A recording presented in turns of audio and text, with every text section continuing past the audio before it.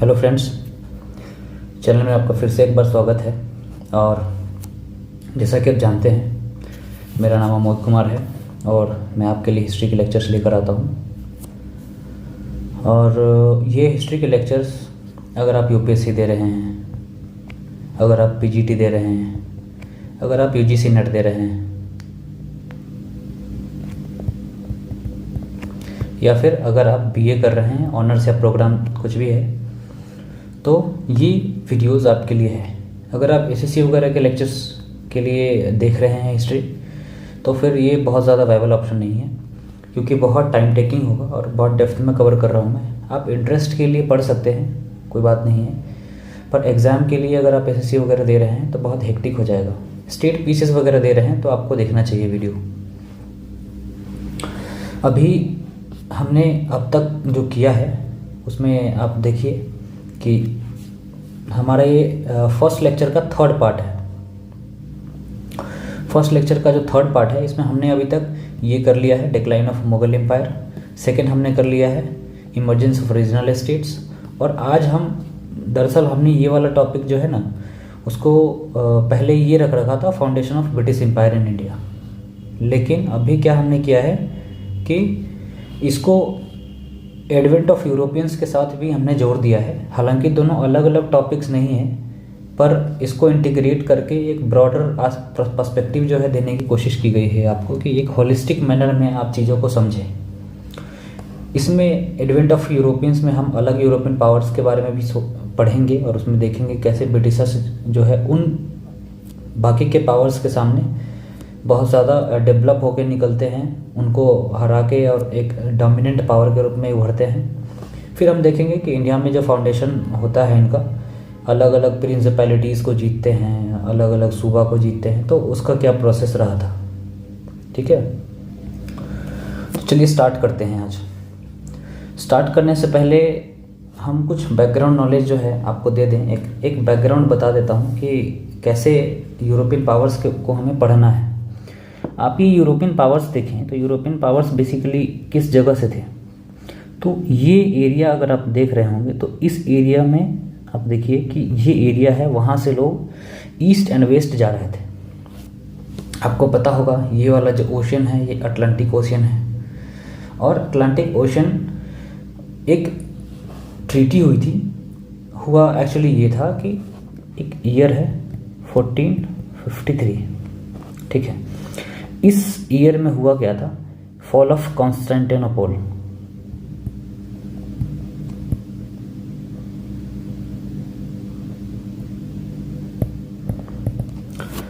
और इस कॉन्स्टेंटिनोपल के फॉल के कारण क्या हुआ, ये दरअसल जो बैजेंटाइन एम्पायर है ना उसकी राजधानी थी। और बैजेंटाइन एम्पायर कुछ और नहीं था, ये होली रोमन एम्पायर का ही एक स्वरूप था, जो ये भी इस वाले पर्टिकुलर रीजन में राज करती थी। तो जो बैजेंटाइन एम्पायर है उसको ओटोमन्स ने, जो टर्की के ओटोमन्स थे, उन्होंने हरा दिया।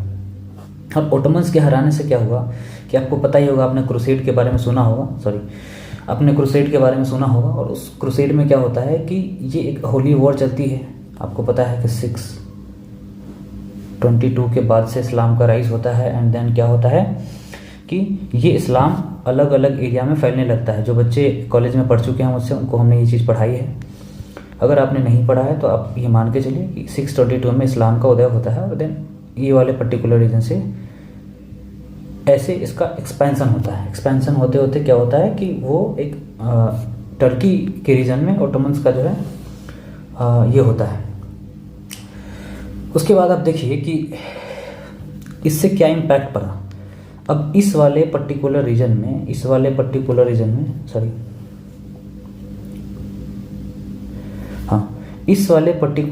क्या हुआ कि मुस्लिम वर्ल्ड का डोमिनेंस होने के कारण ये वाले रीजन से यूरोपियंस को ट्रेड करना बहुत मुश्किल हो गया। पहले इस वाले रीजन से भी ट्रेड करते थे, इस वाले रीजन से भी ट्रेड करते थे, मेडिटेरेनियन होके ऐसे सामान जाता था। तो अब ये रूट्स जो है ना वो बंद हो गए। अब रूट्स बंद होने के कारण क्या है कि उनको तो इंडिया से ट्रेड करना था। ट्रेड करने में क्या होता है कि आपको पता है कि इंडिया से जो ट्रेड करते थे वो इंडिया का बहुत बड़ा जो है ऐसा है कि इंडिया एक बहुत बड़ा ह्यूज मार्केट था और ह्यूज मार्केट के साथ साथ ही बहुत प्रॉफिटेबल ट्रेड होता था यहाँ से। और ऐसा कहा जाता है कि जो इंडिया है वो 17th सेंचुरी 18th सेंचुरी में, 18th नहीं 17th सेंचुरी में सिंक ऑफ द वर्ल्ड कहा जाता था, जहाँ वर्ल्ड के सारे सोने चांदी जो है आके सिंक होते थे, यहाँ डूबते थे, ऐसा कहा जाता था यूरोप में। ओके, तो ये वो टाइम है जब कॉन्स्टेंटिनोपल जो है वो फॉल करता है, उसका पतन होता है। और इसके साथ साथ क्या होता है कि आप देखिए कि ये दो एरियाज़ हैं, ये दो कंट्रीज़ को देखिए, इसमें से एक स्पेन है और एक पोर्चुगल है। कौन से हैं? Spain and Portugal. स्पेन और पोर्चुगल में क्या होता है कि ये एक अल्टरनेटिव रूट के लिए वर्ल्ड में ढूंढते हैं कि हमें इंडिया पहुंचना है। अल्टरनेटिव रूट अब क्या है कि इस समय पूरे वर्ल्ड ये मानता था, कुछ ही परसेंट लोग ऐसे थे जो मानते थे कि अर्थ जो है वो राउंड है, ज़्यादातर मेजोरिटी जो है वो ऐसा मानते थे कि अर्थ जो है वो फ्लैट है। लेकिन इसके बाद जो है एक ईरा ऑफ डिस्कवरीज है, वॉयाजेस ऑफ डिस्कवरी। उस डिस्कवरी में आप देखिए कि रेनेसां और रिफॉर्मेशन,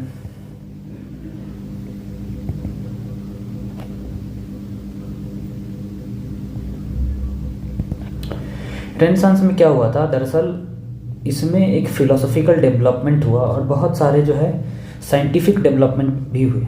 साइंटिफिक डेवलपमेंट में आप देखेंगे कि रेनेसां और रिफॉर्मेशन एक प्रीरिक्विजिट थी जो कि इंडस्ट्रियल रिवोल्यूशन लेकर आया इंग्लैंड में और वेस्टर्न यूरोप में। ओके, तो एक जो क्वेश्चनिंग की जो एबिलिटी है वो यहाँ से डेवलप हुई लोगों की, और फिर इन्होंने जो इस्टेब्लिश्ड वो थे, जो इनकी पॉलिसीज थी, उसको इन्होंने क्वेश्चन करना स्टार्ट कर दिया। ठीक है, और क्वेश्चन के स्टार्ट करने के बाद क्या है कि फिर ये अल्टरनेटिव रूट के लिए जो है समुद्रों में समुद्री यात्रा करना स्टार्ट कर दी इन्होंने।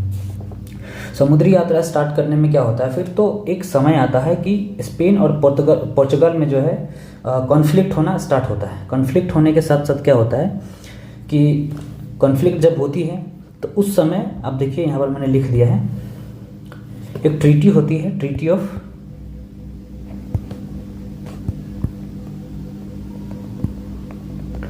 ऑफ टोर्डेसिलास। ओके, ईयर आप देख लीजिएगा, नीचे मैंने वो पीपीटी में लिख दिया है। ट्रीटी ऑफ टोर्डेसिलास होता है और उसमें एक इमेजिनरी लाइन जो है ऐसे खींचा जाता है अटलांटिक ओशन में, और ऐसा कहा जाता है कि जो स्पेन है वो इस लाइन के वेस्ट में एक्सप्लोरेशन करेगी और जो पोर्चुगल है वो इस लाइन के ईस्ट में ये करेगी जो एक्सप्लोरेशन है वो। ओके, तो इसी ट्रीटी के तहत क्या है कि पोर्चुगल के लोग जो है इंडिया का रूट ढूंढने सबसे पहले कहाँ आते हैं, यहाँ पे आके ये केप ऑफ गुड होप है, और फिर यहाँ से होते हुए ऐसे यहाँ तक आते हैं, कहाँ, कालीकट के राजा जमोरिन के पास। ओके, आपने वास्को डी गामा का नाम सुना है, वास्को डी गामा के नाम से ट्रेन भी चलती है। ओके, 1498 में वास्को डी गामा यहाँ आता है कालीकट के राजा के पास। ओके, उसमें आप देखिए कि इसमें मैंने फैक्ट्स आपके लिए लिख दिए हैं, और वास्को डी गामा आता है, और वास्को डी गामा क्या करता है कि यहाँ पर देखिए एक नाम आप याद रखिए, अब्दुल माजिद। ये एक गुजराती ट्रेडर था, और जो कि अरबियन सी ट्रेड में, आप देखिए अरबियन सी कहाँ है, अरबियन सी आपका ये रहा, इस पर्टिकुलर रीजन में ये ट्रेड करता था। ओके, और एक चीज़ और आप अपने माइंड में रखिएगा कि इस समय एक जो ट्रेड है वो मॉनसून विंड पर डिपेंडेंट था। मॉनसून विंड क्या होता है कि वो जिससे बारिश आती है और ये इस तरह से बहता है, और फिर क्या है इंडिया में वो बारिश लेकर आती है। क्या फिर रिट्रीटिंग मॉनसून होता है, तो फिर इस तरह से यही हवा जो है वो उल्टा हो जाती है, तो इसी का सहारा लेके जो है ये ट्रेड करते थे। ओके, तब वो स्टीम इंजन और ये सब डेवलप नहीं था, इस चीज़ को आप माइंड में रखेंगे। इसके बाद आप देखिए कि जो इसके बाद आप देखिए इम्पॉर्टेंट पोर्ट्स जो है वो जो पोर्चुगीज़ हैं, पहले हमने पोर्चुगीज़ के बारे में पढ़ना स्टार्ट किया है, और पोर्चुगीज़ का जो इम्पोर्टेंट पोर्ट्स हैं वो कालीकट में, यहाँ मैं लिख देता हूँ, कालीकट, कन्नौर और कोच्चि। ओके, तो इन सब जगहों पे ये पहले फैक्ट्री इस्टेब्लिश करते हैं, और ये सारे पोर्ट्स जो है ये डेवलप करते हैं उस पर्टिकुलर रीजन में। उसके बाद आप देखिए कि इनका ना बहुत इम्पोर्टेंट वो रहा है क्रिश्चियनिटी के स्प्रेड में, इम्पोर्टेंट रोल रहा है। और ये स्लेवरी वगैरह को भी यहाँ से बहुत ज़्यादा प्रैक्टिसिंग जो है कर रहे थे। कि स्लेवरी प्रैक्टिस करने का क्या मतलब है कि स्लेव क्या होता है। स्लेव बेसिकली, स्लेव की बात करें तो एक ऐसा पर्सन जिसको खरीदा या बेचा जा सकता है, और जिसको खरीदा बेचा जा सकता है और उससे किसी भी तरह का काम करवाया जा सकता है, डिपेंड करता है कि उसका ओनर क्या चाहता है। ठीक है, तो ये स्लेवरी जब अमेरिका में प्रैक्टिस हो रही थी तो क्या होता था कि जो अफ्रीकन ट्राइबल वॉर्स होते थे वहाँ से उठा के वो लोगों को ले जाते थे और अमेरिका के मार्केट्स में, यूरोप के मार्केट्स में उनको बेचते थे। ठीक है, लेकिन इंडिया में इतनी जो एक्सट्रीम फॉर्म ऑफ स्लेवरी है वो यहाँ पर प्रैक्टिस नहीं करती थी। इसको दास प्रथा बोलते हैं। आप हिंदी मीडियम वाले बच्चों के लिए मैं लिख देता हूँ, दास प्रथा। ठीक है, तो दास प्रथा का जो है प्रचलन इनके लिए बहुत आम बात थी, और हिंदू और मुस्लिम चिल्ड्रन को ये अबडक्ट करके और फिर उसको बेचने और ख़रीदने की बात करते थे। ठीक है, उसके बाद इनके इम्पॉर्टेंट गवर्नेंस को आप देखें तो सबसे पहले जो है वो Francisco de Almeida. Francisco de Almeida, इसका टाइम पीरियड आप देखिए कि 1505 से। अच्छा, एक चीज़ और आप गौर करिएगा कि जो वास्को डी गामा था ना, बहुत ज़्यादा फ्यूरियस था। ठीक है, उसने बहुत सारे होस्टेजेस भी लेकर गया था यहाँ से। होस्टेजेस समझ रहे हैं, जैसे किसी को किडनैप कर लेना या किसी चीज़ के बदले किसी पर्सन को रख लेना, ऐसे काम कर रहा था वो। तो ये बहुत ज़्यादा फेयर ट्रेड जो है नहीं कर रहे थे उस समय। तो फ्रांसिस्को डी अल्मीडा है, फ्रांसिस्को डी अल्मीडा ये ऐसा कहा जाता है कि इसने जो कंबाइंड नेवी है इजिप्शियन सुल्तान का और जमोरिन का, उसको हराया था इसने, और फिर इसने इंडियन ओशन के ऊपर पूरा कंट्रोल इस्टेब्लिश कर लिया था। इंडियन ओशन अगर आप देखें तो इंडियन ओशन हमारा ये रहा, ये पूरा पर्टिकुलर रीजन जो है ये हमारा इंडियन ओशन कहलाता है। सॉरी, ये पूरा रीजन जो है हमारा इंडियन ओशन कहलाता है, और इंडियन ओशन में भी खास के ये वाले रीजन पे इन्होंने बहुत ज़्यादा अपना इन्फ्लुएंस बढ़ा लिया था। ठीक है, नेक्स्ट आप देखिए कि इसकी पॉलिसी जो है ना, ये जो वाटरवेज पर कंट्रोल करने की जो पॉलिसी थी उसको ब्लू वाटर पॉलिसी कहते हैं। इसको कार्टेज सिस्टम भी बोला जाता है। ये भी आप ध्यान में रखिएगा कि खास के जो प्रीलिम्स देने वाले बच्चे हैं वो ये सब ध्यान रखेंगे। ये सब एग्जाम में आता है, यूपीएससी या स्टेट पीसीएस, ये सब का अगर प्रीलिम्स है आपका तो इसमें पूछे जाते हैं। मेंस में भी आपसे ये पूछे जा सकते हैं एडवेंट ऑफ यूरोपियन के बारे में। अभी हम एक क्वेश्चन लास्ट में जो है ना डिस्कस करेंगे, एक नहीं 3 क्वेश्चन हम डिस्कस करेंगे आज, और 3 क्वेश्चंस डिस्कस करने के बाद हम नेक्स्ट वीडियो में जो पढ़ेंगे वो भी हम आपको बताएंगे कि हम क्या पढ़ने वाले हैं नेक्स्ट वीडियो में। अब आप देखिए कि नेक्स्ट जो है वो अल्फोंसो डी अल्बर्क है। इसको रियल फाउंडर माना जाता है पोर्चुगीज एम्पायर का इंडिया में। क्यों? क्योंकि इसने Eastern Africa, Red Sea, Strait of Hormuz, Malabar, Malacca, इन सब जगहों पर इसने अपना वो वर्चस्व स्थापित किया था। आप देखिए कि स्ट्रेट ऑफ हॉर्मोज है ना, उसके बाद आप देखिए इधर मलक्का स्टेट है, ये वाला पर्टिकुलर रीजन। फिर अब ईस्ट अफ्रीका है, ये वाला रीजन, ये तो खैर अरबिया है। इधर ईस्ट अफ्रीका है, जिबूती वगैरह है वहाँ। फिर ये हमारा जो मालाबार कोस्ट है और कोंकण कोस्ट है, वहाँ पर इसने अपना पूरा। अच्छा, एक चीज़ और, यहाँ पर ये वाले पर्टिकुलर रीजन है ना, थोड़ा सा ये कोंकण कोस्ट है, फिर ये मालाबार कोस्ट है, फिर इधर पूरा ये कोरोमंडल कोस्ट है। ये ध्यान रखिएगा, कभी हम कोस्ट के बारे में अगर बात करेंगे स्पेसिफिक की कोरोमंडल कोस्ट, तो आपको ध्यान आना चाहिए कि ये ईस्टर्न साइड में है। ठीक है, और कोंकण और मालाबार कोस्ट के बारे में बात करेंगे तो ये वेस्टर्न कोस्ट में है। ये ध्यान रखिएगा। नेक्स्ट हम बात करते हैं इसके और कामों के बारे में, बातचीत करते हैं। सॉरी, इसने एक सिस्टम स्टार्ट किया जिसको परमिट सिस्टम बोला जाता है। जैसे होता है ना कि अगर कोई भी इसके पर्टिकुलर एरिया से कोई सामान लेकर जाता है तो परमिट लेना पड़ता है कि हमारे एरिया से गुजर रहे हो। ओके, फिर इसने गोवा बीजापुर के सुल्तान से एक्वायर किया था। उसके बाद यहाँ पर इसने अपने हिसाब से एडमिनिस्ट्रेशन किया, जिसमें इसने सती का अबॉलिशन सबसे पहले इंडिया में पहला यूरोपियन था जिन्होंने सती का अबॉलिशन किया। ये ध्यान रखिएगा। इसके साथ साथ इसने एजुकेशन पे काम किया। ओके, और इन्होंने ये किया कि उन पोर्चुगीज़ जो लोग यहाँ ट्रेड करने आते थे उनको इनकरेज किया कि आप इंडियन युवतियों से शादी करिए, और क्योंकि यहाँ पर इनका सोशल बेस बढ़ेगा उससे, और यहाँ पर पकड़ बनेगी, एम्पायर बिल्डिंग में इनको आसानी होगी। नेक्स्ट आप देखिए कि ये एग्रीकल्चर में भी इंटरेस्ट ले रहे थे, और प्लांटेशन क्या होता है, जो कैश क्रॉप्स होते हैं उसके प्लांटेशन होते हैं। ओके, तो कैश क्रॉप्स में जैसे गन्ना हो गया तो गन्ना का प्लांटेशन होता है, या फिर चाय हो गया, कॉफ़ी हो गया, ये सब प्लांटेशन इंडस्ट्री में भी ये इंटरेस्ट ले रहे थे।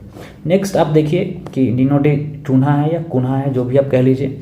तो ये एक क्रोनोलॉजी आपको ध्यान रखना है, एग्ज़ाम के पर्सपेक्टिव से नेट के एग्ज़ाम में भी पूछा जा सकता है, आपको यूपीएससी स्टेट पीसीएस के एग्ज़ाम में भी पूछा जा सकता है, पीजीटी के भी एग्ज़ाम में पूछा जाता है यूजुअली ये सब, ठीक है। तो ये ध्यान रखिएगा। नेक्स्ट आप देखिए कि यही ट्रेड रूट जो है अभी मैं आपको दिखा रहा था कि आप यहाँ से लेके इस तरह से ये कालीकट और कन्नौर ये सब पर्टिकुलर जो वेस्टर्न कोस्ट में ये सेंटर थे, ये भी ध्यान रखिएगा, ठीक है।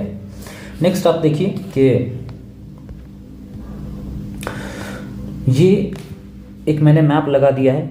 मैप आप देखिए कि इधर इंग्लैंड का झंडा है ये, और इससे ये मैंने दिखाने की कोशिश की है कि देखिए डैनिश है, डच है, फ्रेंच है, इंग्लिश है, यूरोपियन सेटलमेंट्स हैं, तो इन सब के कौन से एरिया ऑफ इन्फ्लुएंसेस थे ना, उसके मैंने मैप लगा दिए हैं। आप देखिए बंगाल में, ये देखिए सूरत में, ये देखिए आप जो बसीन है उस वहाँ पर पौंडीचेरी का है, पुलिकट का है, ये देखिए आप इधर। तो ये सब आप देखिए और मैप में आप देख लीजिएगा कि किसका पर्टिकुलर रीजन में, कौन से पर्टिकुलर रीजन में किसका इन्फ्लुएंस था। ओके, जो फ्रेंच थे वो बेसिकली ईस्टर्न साइड, ये भी ध्यान रखिएगा, ज़्यादातर उनके सेटलमेंट्स ईस्टर्न साइड में थे, और जो डच थे, सॉरी जो पोर्चुगीज़ थे उनके वेस्टर्न साइड में थे। ओके, और वेस्टर्न साइड में बेसिकली जो मालाबार कोस्ट थे उस तरफ, ये ध्यान रखिएगा। अब ऐसा इसका ये मतलब नहीं है कि इनका यहाँ पर फैक्ट्री नहीं थे, यहाँ पर नहीं थे, हम ये बात कर रहे हैं कि इनका जो एरिया ऑफ इन्फ्लुएंस ज़्यादातर कहाँ था। ओके, नेक्स्ट आप देखिए कि इसके बाद हम डच ईस्ट इंडिया कंपनी के बारे में बात करते हैं। डच बेसिकली कौन होते हैं? ये नीदरलैंड्स के लोग होते हैं। ओके, अगर आप क्रिकेट देखते हो तो आपको पता ही होगा नीदरलैंड्स कहाँ है और क्या है। ठीक, तो नीदरलैंड्स के लोग होते हैं, और इनका जो फर्स्ट फैक्ट्री है मसूलीपट्टनम में इन्होंने आंध्र प्रदेश में इस्टेब्लिश किया था 1605 में। फिर आप देखिए कि जो इनकी कंपनी का नाम था VOC, और उसके बाद अब देखिए कि इनके जो गवर्नमेंट थी ना, उन्होंने इस डच ईस्ट इंडिया कंपनी को ये पावर्स दे रखे थे कि ये वॉर कर सकते हैं, ट्रीटीज़ कंक्लूड कर सकते हैं, कोई भी इंडियन टेरिटरी को पजेस कर सकते हैं, फोर्ट्रेसेस मतलब जो किलेबंदी है वो कर सकते हैं। ओके, उसके बाद आप देखिए कि इनके कमर्शियल टर्मिनल्स जो है वो गुजरात में थे, सूरत, बरोच, कम्बे, ये सब बंगाल में थे, बिहार में था, उत्तर प्रदेश में, ये सब आप देख लीजिए। ऐसा नहीं है कि किसी पर्टिकुलर रीजन में ही ये सेंटर्ड थे। इनकी एक खास बात है कि इनका पोर्चुगीज से भी वो हुआ, कॉन्फ्लिक्ट हुआ, और ब्रिटिशर से भी कॉन्फ्लिक्ट हुआ। और इनसे कॉन्फ्लिक्ट होने के कारण क्या हुआ कि ब्रिटिशर्स को इन्होंने इंडिया के लिए छोड़ दिया, और फिर ये मलायन पेनिनसुला और इंडोनेशिया की तरफ जो है ये हो गए। ठीक है, मलायन पेनिनसुला और इंडोनेशिया की तरफ ये अपना इन्होंने, यहाँ देखिए ये आपका ये मलायन पेनिनसुला है, मलेशिया वाला पेनिनसुला, और इंडोनेशिया यही पर्टिकुलर रीजन है, यहाँ पर इन्होंने अपना बेस शिफ्ट कर लिया। ठीक है, उसके बाद आप देखेंगे कि ये इनकी ट्रीटी हुई थी 1667 में, और इनके बारे में कहा जाता है कि डच जो है ना, ये बहुत ज़्यादा ट्रेड में इंटरेस्टेड थे रादर देन एम्पायर बिल्डिंग में। ये ट्रेड को ज़्यादा इंपॉर्टेंस देते थे। ब्रिटिशर्स और फ्रेंच की तरह नहीं थे कि ये इनको कॉलोनी बनानी थी एंड बहुत सारी जो चीज़ें होती है कॉलोनी से मिलती है वो सब लेना है इनको बेसिकली ट्रेड से प्रॉफिट कमा के ही इकोनॉमिक नीड्स को पूरा करना था। ओके, थर्ड यूरोपियन कंपनी हम देखेंगे इंग्लिश, द ब्रिटिशर्स। ओके, तो आप ब्रिटिशर्स के बारे में आप देखिए कि सबसे पहले इन्होंने एक जॉइंट स्टॉक कंपनी स्टार्ट की।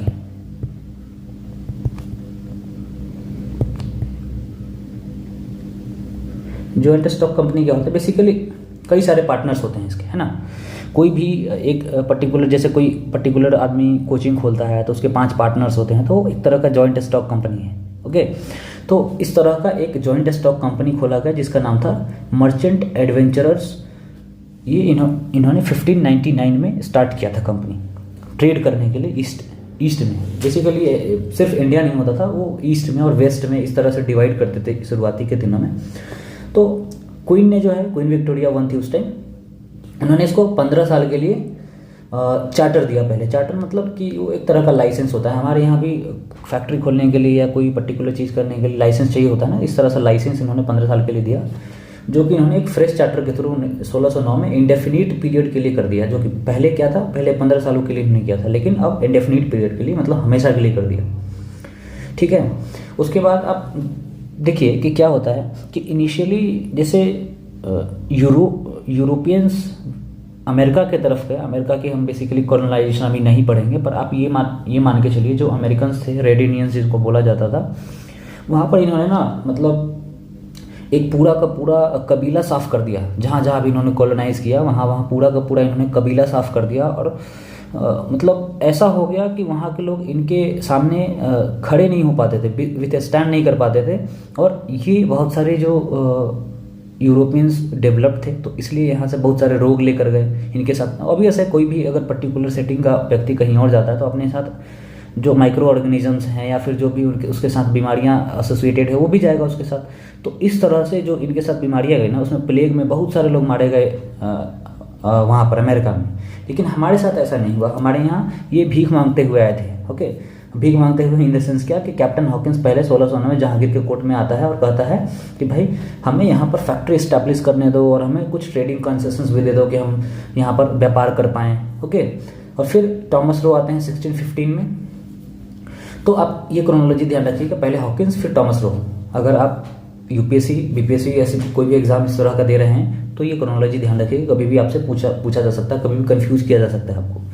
और इस तरह से इनको पहली फैक्ट्री जो है वो इस्टेब्लिश करने के लिए मिलता है सूरत में। ठीक है, नेक्स्ट आप देखिए कि इनके फिर सब्सिक्वेंट पीरियड्स में मसोलीपट्टनम में, आगरा में, अहमदाबाद में, बरोच में फैक्ट्रीज खुलते हैं। फैक्ट्रीज आप ये समझिए कि फैक्ट्री आज की तरह की फैक्ट्री नहीं थी जिसमें जूते चप्पल और ये कागज़ और जो भी चीज़ें हैं वो बनती हैं, वो फैक्ट्री नहीं होती थी। एक्चुअली में फैक्ट्री क्या होती थी, जहाँ ये सामान स्टोर करते थे, तो वो एक वेयर हाउस होता था बेसिकली। ठीक है, वेयर हाउस मतलब कि अब पेरीफरी है पूरी, जैसे आप मान के चलिए, इधर मैं दिखा रहा हूँ, ये देखिए, जैसे यहाँ से कोई सामान इनको लाना है, यहाँ से कोई सामान लाना है और यहाँ पर सूरत है। ठीक है, अब यहाँ से कोई सामान लाना है तो यहाँ से कैरी करेंगे, फिर यहाँ पर एक वेयर हाउस होगा इसमें जहाँ पर ये रखेंगे, क्योंकि आपको पता है कि मॉनसून के ऊपर डिपेंडेंट थी इनकी ट्रेड।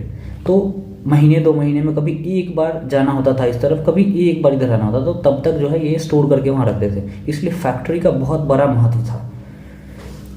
अब देखिए कि नेक्स्ट आप देखिए कि उसके बाद आप देखिए कि जो इनके एक्सपेंशन थे, एक्सपेंशन में सबसे बड़ा बदलाव तब आया जब इसने बॉम्बे जो है इनको गिफ्ट में मिला, ब्रिटिशर्स को बॉम्बे गिफ्ट में मिला 1662 में, जो कि किंग चार्ल्स से उनको डाउरी के रूप में मिला, दहेज के रूप में। कहाँ, किन से? पोर्चुगीज़ से। पोर्चुगीज़ की जो किंग थी उनकी बेटी से इनकी शादी हुई थी, तो उसके दहेज में इन्होंने बॉम्बे को दिया। फिर आप देखिए गोल्डन फरमान कौन इशू किया है, तो सुल्तान ऑफ गोलकोंडा। 500 पगोड़ा के बदले उन्होंने जो ट्रेड है वो फ्री कर दिया था वहाँ पर, सालाना 500 पगोड़ा के हिसाब से 1632 में। इस तरह से ये देखिए कि कैसे ट्रेडिंग प्रिविलेजेस ये जीत रहे हैं एक तरह से। उसके बाद शाह सोजा है। शाह सोजा जो बंगाल का उस टाइम वो था, गवर्नर था, उसने बंगाल में इसने पूरे ड्यूटी फ्री कर दी थी ट्रेड। बदले में क्या था कि उसको 3000 रुपये उसको हर साल देना पड़ता ब्रिटिश कंपनी को। ठीक है, नेक्स्ट आप देखिए कि एक ऐसा टाइम पीरियड आया फिर कि 1680s ऑनवर्ड्स ना, 1680s ऑनवर्ड्स क्या हुआ कि वहाँ पर जो फ्री ट्रेडर्स थे, फ्री ट्रेडर्स बेसिकली उन लोगों के लिए ये टर्म इस्तेमाल किया जाता है जो ये चाहते थे कि जो ट्रेडिंग प्रिविलेज है, जो ट्रेडिंग राइट है, जो व्यापार का क्या कहते हैं उसको, जो व्यापार का प्रिविलेज है वो सिर्फ ईस्ट इंडिया कंपनी के पास नहीं रहनी चाहिए, हमें भी मिलनी चाहिए। हर किसी को फ्री में वहाँ ट्रेड करने की सुविधा होनी चाहिए। तो वो गवर्नमेंट से लगातार ये पिटीशंस फाइल कर रही थी कि भाई हमें भी वहाँ ट्रेड करने दिया जाए, क्यों ऐसा होगा कि सिर्फ ईस्ट इंडिया कंपनी ही वहाँ ट्रेड करे। तो इस तरह से इन्होंने ऐसा हुआ कि 1707 में तक इन्होंने एक कंपनी इस्टेब्लिश कर ली थी, और 1707 में उस कंपनी 1707 या 9 ध्यान रखिएगा। क्रोनोलॉजी छोड़िए, 7 या 9 होगा, आप देख लीजिएगा कब है। तो तब तक उन्होंने एक और कंपनी फॉर्म कर ली थी ईस्ट में ट्रेड करने के लिए, लेकिन 1707 में उसको मिला के एक कर दिया गया। यही जो है final British East India company थी जो 1858 तक राज करती है। ओके, 1858 के बाद क्या होता है, क्राउन रूल हो जाता है। नेक्स्ट आप देखिए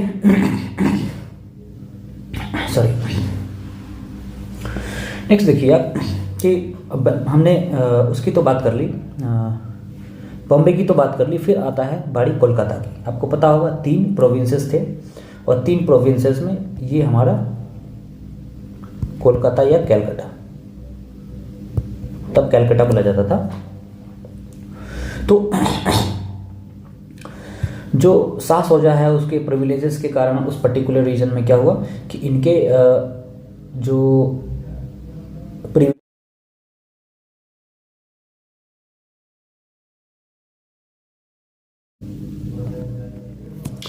कैलकाटा में क्या होता है कि इस समय एक पर्टिकुलर रीजन में ही इनका वो था कि आप मैप अगर देखें तो मैप में आप देखिए कि एक पर्टिकुलर रीजन में ही इनका ट्रेड, यहाँ पर व्यापार चलता था। ओके, इस वाले पर्टिकुलर रीजन से व्यापार चलता था।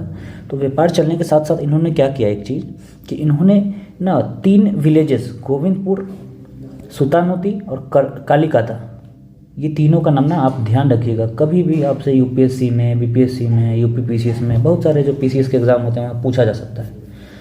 तो इन 3 विलेजेस की ना जमींदारी इन्होंने खरीदी और खरीद के एक शहर बनाया जिसका नाम पड़ा कैलकाटा। ओके, तो और यहीं पर इसने फोर्ट विलियम जो है, मतलब विलियम फोर्ट बनाया और इसी फोर्ट विलियम में जो है आगे चल के इनके जो ट्रेन जो है किए जाते थे एडमिनिस्ट्रेटर्स को इंडिया में। तो ये भी आप ध्यान रखिएगा। नेक्स्ट राउंड इनका होता है मद्रास का। मद्रास में क्या होता है कि इन्होंने मद्रास को, छोटे से सेटलमेंट को इन्होंने राजा चंद्रगिरी के राजा से खरीदा 1639 में और वहाँ पर इन्होंने एक फोर्ट बनाया जिसका नाम था फोर्ट जॉर्ज। कभी भी आपसे एग्जाम में मिलान करने के लिए पूछा जा सकता है कि Fort George, Madras, Fort William, Bengal, इस तरह से पूछा जा सकता है कभी भी एग्जाम में, ध्यान रखिएगा। ओके, नेक्स्ट हम चलते हैं फर्रुख सियार के फरमान के ऊपर। फर्रुख सियार आपको पता है 1717 में राज कर रहा था। बेसिकली 1319 तक शायद था ये मुगल एम्पायर 6 साल के लिए। और उसी में इसने एक फरमान जारी किया ब्रिटिशर्स को कुछ और कंसेशंस देने की। और कंसेशंस में क्या क्या था, इंपोर्ट और एक्सपोर्ट की ड्यूटी जो है वो एग्जेम्प्ट कर दी गई थी, जो कि 3000 रुपये से ज़्यादा का हो उसको भी एग्जेम्प्ट कर दिया गया था। ओके, अभी तक क्या होता था कि 3000 से ज़्यादा इस वैल्यू के हिसाब से अगर उससे ज़्यादा ट्रेड कर रहे हैं तो उनको एक्स्ट्रा पे करना पड़ता था। उसके बाद इन्होंने दस्तक इशू करने की परमिशन दे दी। दस्तक एक तरह का पास होता था, ओके, जिसकी हमने बात की कि पोर्चुगीज़ ने स्टार्ट की थी, उसी तरह का एक दस्तक होता था जो गुड्स के ट्रांसपोर्ट में एक पर्टिकुलर एरिया में, एक पर्टिकुलर एरिया से दूसरे एरिया में जाने पर उनको दिखाना पड़ता था कि ये लीगल है या फिर इस तरह का कि कंपनी का है, इस तरह से। तो उसको एक पास दिखाते थे तो उनको वहाँ पर टैक्स नहीं देना पड़ता था। जैसे मान के चलो कि एक रोड है तो इस वाले पर्टिकुलर ये बाउंड्री है और इस वाले पर्टिकुलर रीजन से कोई सामान यहाँ ले जाना है और फिर यहाँ पोर्ट है, तो यहाँ से जब ले जाएंगे ना तो इनको यहाँ पर वो पास दिखाना पड़ता था। उस पास के थ्रू क्या होता था कि इनको टैक्स जो है नहीं देना पड़ता था। बाकी लोगों को के पास नहीं होता था, उनको यहाँ पर टैक्स देना पड़ता था। ओके, उसके बाद इन्होंने और भी जो लैंड ग्रांट्स है वो इस पर्टिकुलर एरिया में लिए। इन्होंने और भी लैंड खरीदे और भी जमींदारी खरीदे, करीब शायद 32 या 36 विलेजेस इन्होंने और लिए वहाँ पर लीज पे। उसके बाद इनको टैक्स एग्जम्पशन मिला सूरत में 10,000 रुपये के बदले। उसके बाद आप देखिए कि इनको एक चीज़ और, मिंटिंग जो है ना, कॉइन की मिंटिंग जो है इनको कि यहाँ पर अधिकार दिया गया कि अब कॉइन भी मिंट कर सकते थे और वो पूरे इंडिया में, पूरे मुगल एम्पायर में वैलिड थी। ओके, नेक्स्ट आप देखिए कि अच्छा, इसके बाद जो है ना हम बात करेंगे ब्रिटिशर्स की। फर्रुख सियार के फरमान के बाद हम इसके एक्सपेंशन का फेज स्टार्ट होता है। एक्सपेंशन के फेज में हम वो जो हमारा ब्रिटिश एम्पायर का इस्टेब्लिशमेंट का फेज है उसकी चर्चा हम नेक्स्ट करेंगे। अभी यूरोपियन पावर्स को डील कर लेते हैं, उसके बाद हम नेक्स्ट सेक्शन में, इसी वीडियो में, अब अगले सेक्शन में इस चीज़ को यहीं से कंटिन्यू करेंगे। ओके, उसके बाद आप देखिए फ्रेंच। तो फ्रेंच सबसे लास्ट में आए थे इंडिया में, और सबसे पहले पोर्चुगीज़ आए थे। आपसे पूछेगा सबसे पहले कौन आया था, तो सबसे पहले पोर्चुगीज़ आए थे 1498 में, और 1961 में यहाँ से वो गए। ओके, तो आप ध्यान रखिएगा, ये सबसे पहले आए और सबसे पहले गए। फ्रेंच सबसे बाद में आए थे, ये ध्यान रखिएगा। तो फ्रेंच ईस्ट इंडिया कंपनी 1664 में फॉर्म होती है, और ब्रिटिश ईस्ट इंडिया कंपनी कब हुई थी, 1600 में, ये भी ध्यान रखिएगा। और जो डच थी वो 1605 में। ओके, ये ध्यान रखिएगा, आप एग्जाम में कभी भी पूछा जा सकता है सजाने के लिए क्रोनोलॉजिकली। उसके बाद तो इन्होंने, अब देखिए कि इसका फर्स्ट फैक्ट्री इन्होंने सूरत में इस्टेब्लिश कर दी थी 1668 में, उसके बाद मसूलीपट्टनम में 1669 में। पौंडीचेरी इनके नर्व सेंटर था, पौंडीचेरी में। पौंडीचेरी आप देखिएगा ईस्टर्न कोस्ट में पड़ता है। ओके, अब देखिए मैप में मैं आपको दिखाता हूँ, ये देखिए ये पौंडीचेरी है, इस पर्टिकुलर रीजन में पौंडीचेरी है। देखिए अब ये देखिए पौंडीचेरी लिखा हुआ है, ये पौंडीचेरी।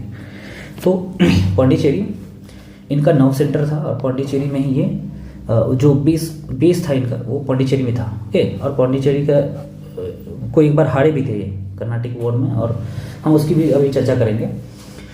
तो यहाँ था, उसके बाद उन्होंने वहाँ पर फोर्ट लुइस इरेक्ट की थी पौंडीचेरी में। फोर्ट लुइस ध्यान रखिएगा कहाँ पे है, आपसे हमने क्या क्या बात की अभी, फोर्ट विलियम के बारे में, फोर्ट लुइस के बारे में हमने बात की, और मद्रास में कौन सा फोर्ट था उसके बारे में आप कमेंट करके बताइए, अभी पढ़ाया मैंने। उसके बाद इसको डच ने कैप्चर कर लिया था 1693 में, जो पौंडीचेरी है उसको।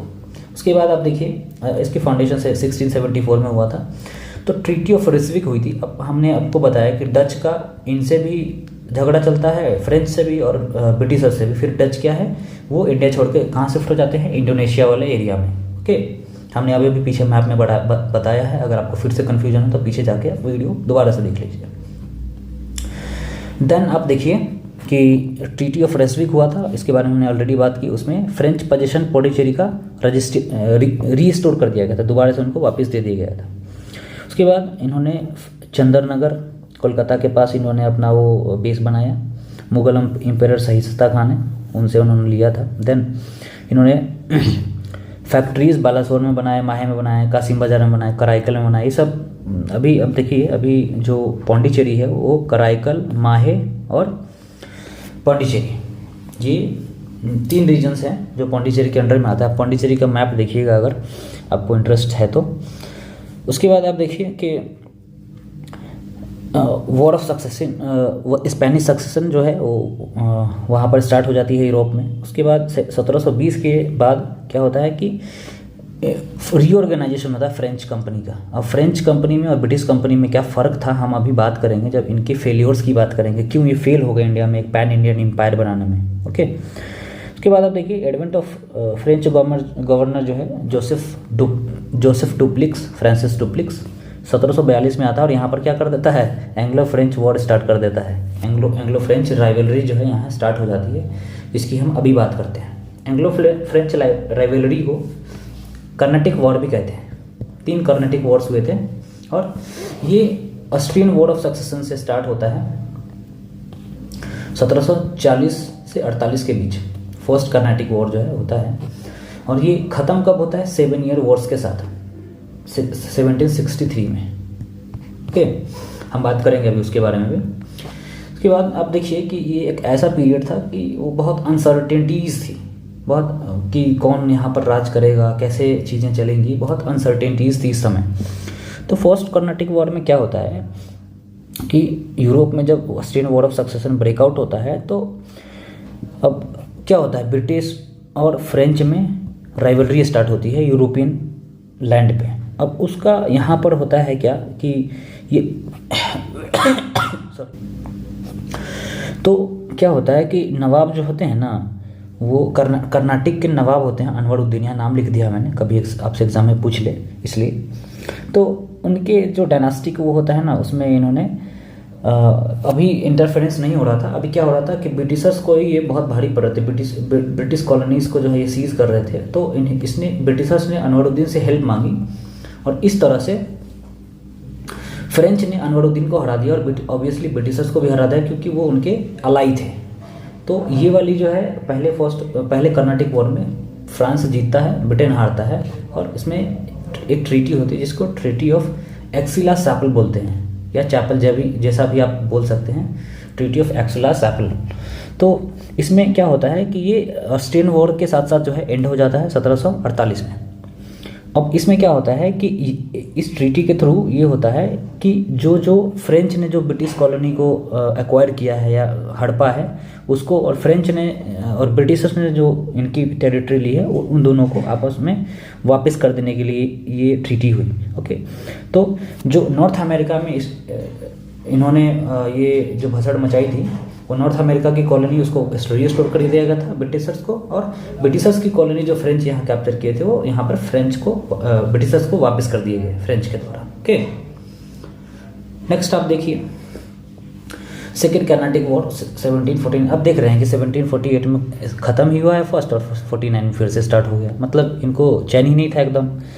तो जो डुप्लिक्स था बहुत एम्बिशियस था। ओके, तो डुप्लिक्स बहुत एम्बिशियस था। उसने अब क्या किया कि उसने देख लिया कि जब कर्नाटक का राजा था उससे जब वॉर कर रहा था, उसने देख लिया कि यहाँ के राजा जो है ना उनकी मिलिट्री की ऑर्गेनाइजेशन बहुत वीक थी। इनके कुछ 100-200 सैनिक भी उसके 1000-2000 पे भारी पड़ जाते थे क्योंकि ये डिसिप्लिन थे। तो इन्होंने ना यहाँ के रूलर्स के ऊपर जो है ये देख लिया कि यहाँ के रूलर्स बहुत ज़्यादा इस मामले में वीक हैं और छोटे से डिसिप्लिन आर्मी से बड़े बड़े आर्मी को हराया जा सकता है। ये भाप गया था ये चीज़ को। ओके, तो फिर इसने क्या किया कि इसने लोकल डायनेस्टिक डिस्प्यूट्स में ना इसने अपना इंटरफेरेंस स्टार्ट कर दिया।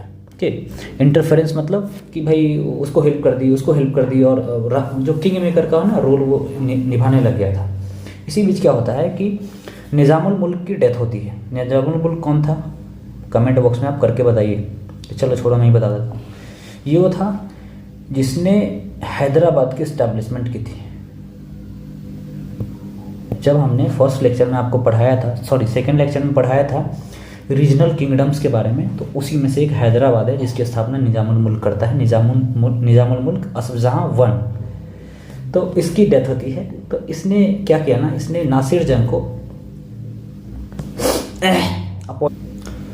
पर यहाँ पर सत्ता का एक और कंटेंडर था मुजफ्फर जंग, जो कि उसका ग्रैंडसन था, और नासिर जंग उसका बेटा था। बेटे और पोते के बीच लड़ाई हो जाती है और उसमें डुप्लिक्स जो है वो मुजफ्फर जंग के साथ खड़ा होता है जो कि ग्रैंडसन था उसका, और इंग्लिश जो है ब्रिटिशर्स जो है वो नासिर जंग के खिलाफ साथ खड़े होते हैं जो उसका बेटा था।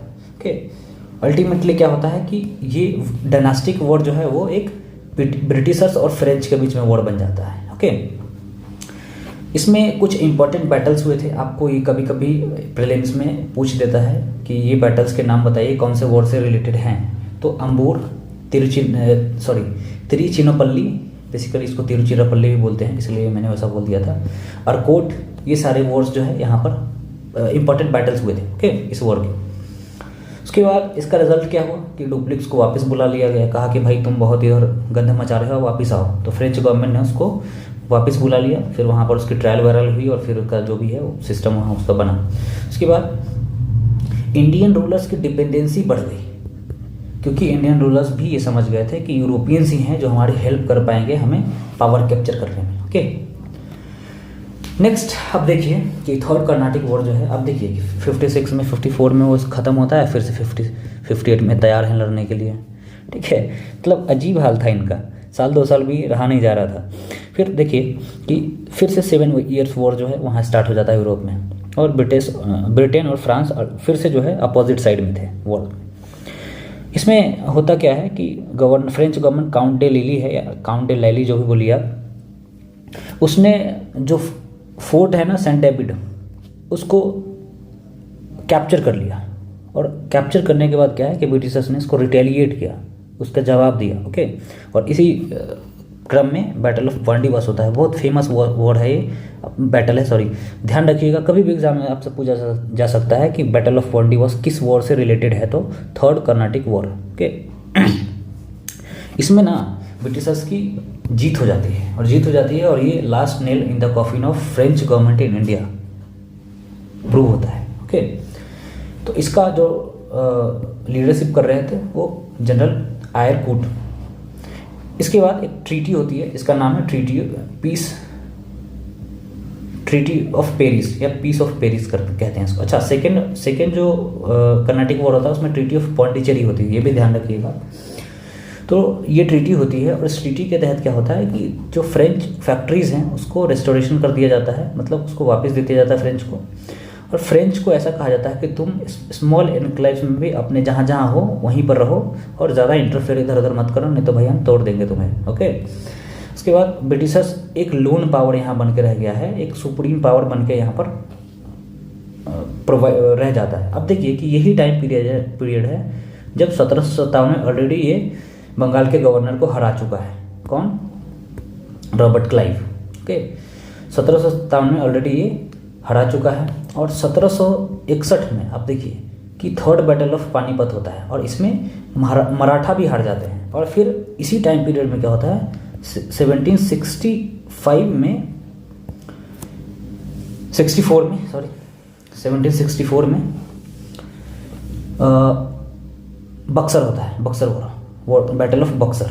और फिर 65 में ट्रीटी ऑफ इलाहाबाद होती है 1765 में, जिसके तहत क्या होता है, इसको दीवानी राइट जो है प्रोवाइड की जाती है। अब देखिए ये 1757 से लेके 65 के बीच में ये 8 सालों में ना जो ब्रिटिशर्स हैं वो एक फॉर्मिडेबल पावर के रूप में उभर के आते हैं। और यही वो टाइम पीरियड है जब देखिए कि ब्रिटिशर्स का जो है यहाँ पर एक पावर के रूप में उभरते हैं और इसके बाद वो एक्सपेंशन करते हैं, एक्सपेंशनरी पॉलिसी अपनाते हैं। और उस एक्सपेंशनरी पॉलिसी में जो 1858 में जाके ये रुकता है, थमता है। ठीक है, और इसकी हम चर्चा करेंगे अभी। और पहले हम ये डिस्कस कर लेते हैं, डेन्स के बारे में पढ़ लेते हैं।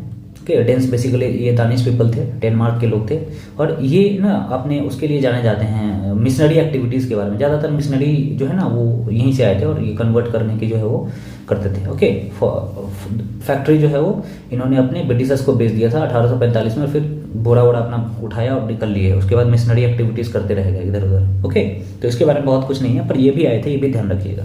और ये कब आया था? 1616 में। ओके, उसके बाद अब देखिए कि अगर हम बात करें कि भाई ऐसा क्या था कि ब्रिटिशर्स जो है वो फ्रेंच पे भारी पड़ गए, तो इसके लिए बहुत सारे एक्सप्लेनेशन हैं जो हिस्टोरियंस देते हैं। पहला एक्सप्लेनेशन ये है कि फ्रेंच जो थे ना वो कॉन्टिनेंटल प्री ऑक्यूपेशंस में बहुत ज़्यादा बिजी थे। तो इसलिए ना जो कॉन्टिनेंटल वॉर्स थे, जो यूरोप के अंदर जो वॉर हो रही थी, उसमें फ्रेंच का बहुत इन्वॉल्वमेंट था और इसलिए वहाँ पर इन्होंने ना बहुत सारे रिसोर्स ख़त्म कर दिए। और इसी रिसोर्स के कम होने के कारण ये इंडिया में वॉर ठीक से नहीं लड़ पाते थे। ओके, तो इसलिए ये हार गए। नेक्स्ट आप देखिए कि जो फॉर्म ऑफ गवर्नमेंट है, फॉर्म ऑफ गवर्नमेंट इंग्लैंड में अलग थी और फ्रांस में अलग थी। किस तरह का था? इंग्लैंड में डेस्पोटिज्म था। डेस्पोटिज्म क्या होता है? अगर आपने पीछे क्लास की होगी मुझसे तो उसमें मैंने बताया होगा आपको कि डेस्पोटिज्म होता है जिसमें पावर एक पर्टिकुलर व्यक्ति के हाथ में सेंटर्ड होता है, चाहे वो राजा ही क्यों ना हो। ओके, तो वो एक डेस्पोटिज्म होता है। लेकिन जो गवर्नमेंट है वो इंग्लैंड में क्या होता है, इंग्लैंड में एक रिवॉल्यूशन होता है 1688 में, इसको कहते हैं ग्लोरियस रिवॉल्यूशन।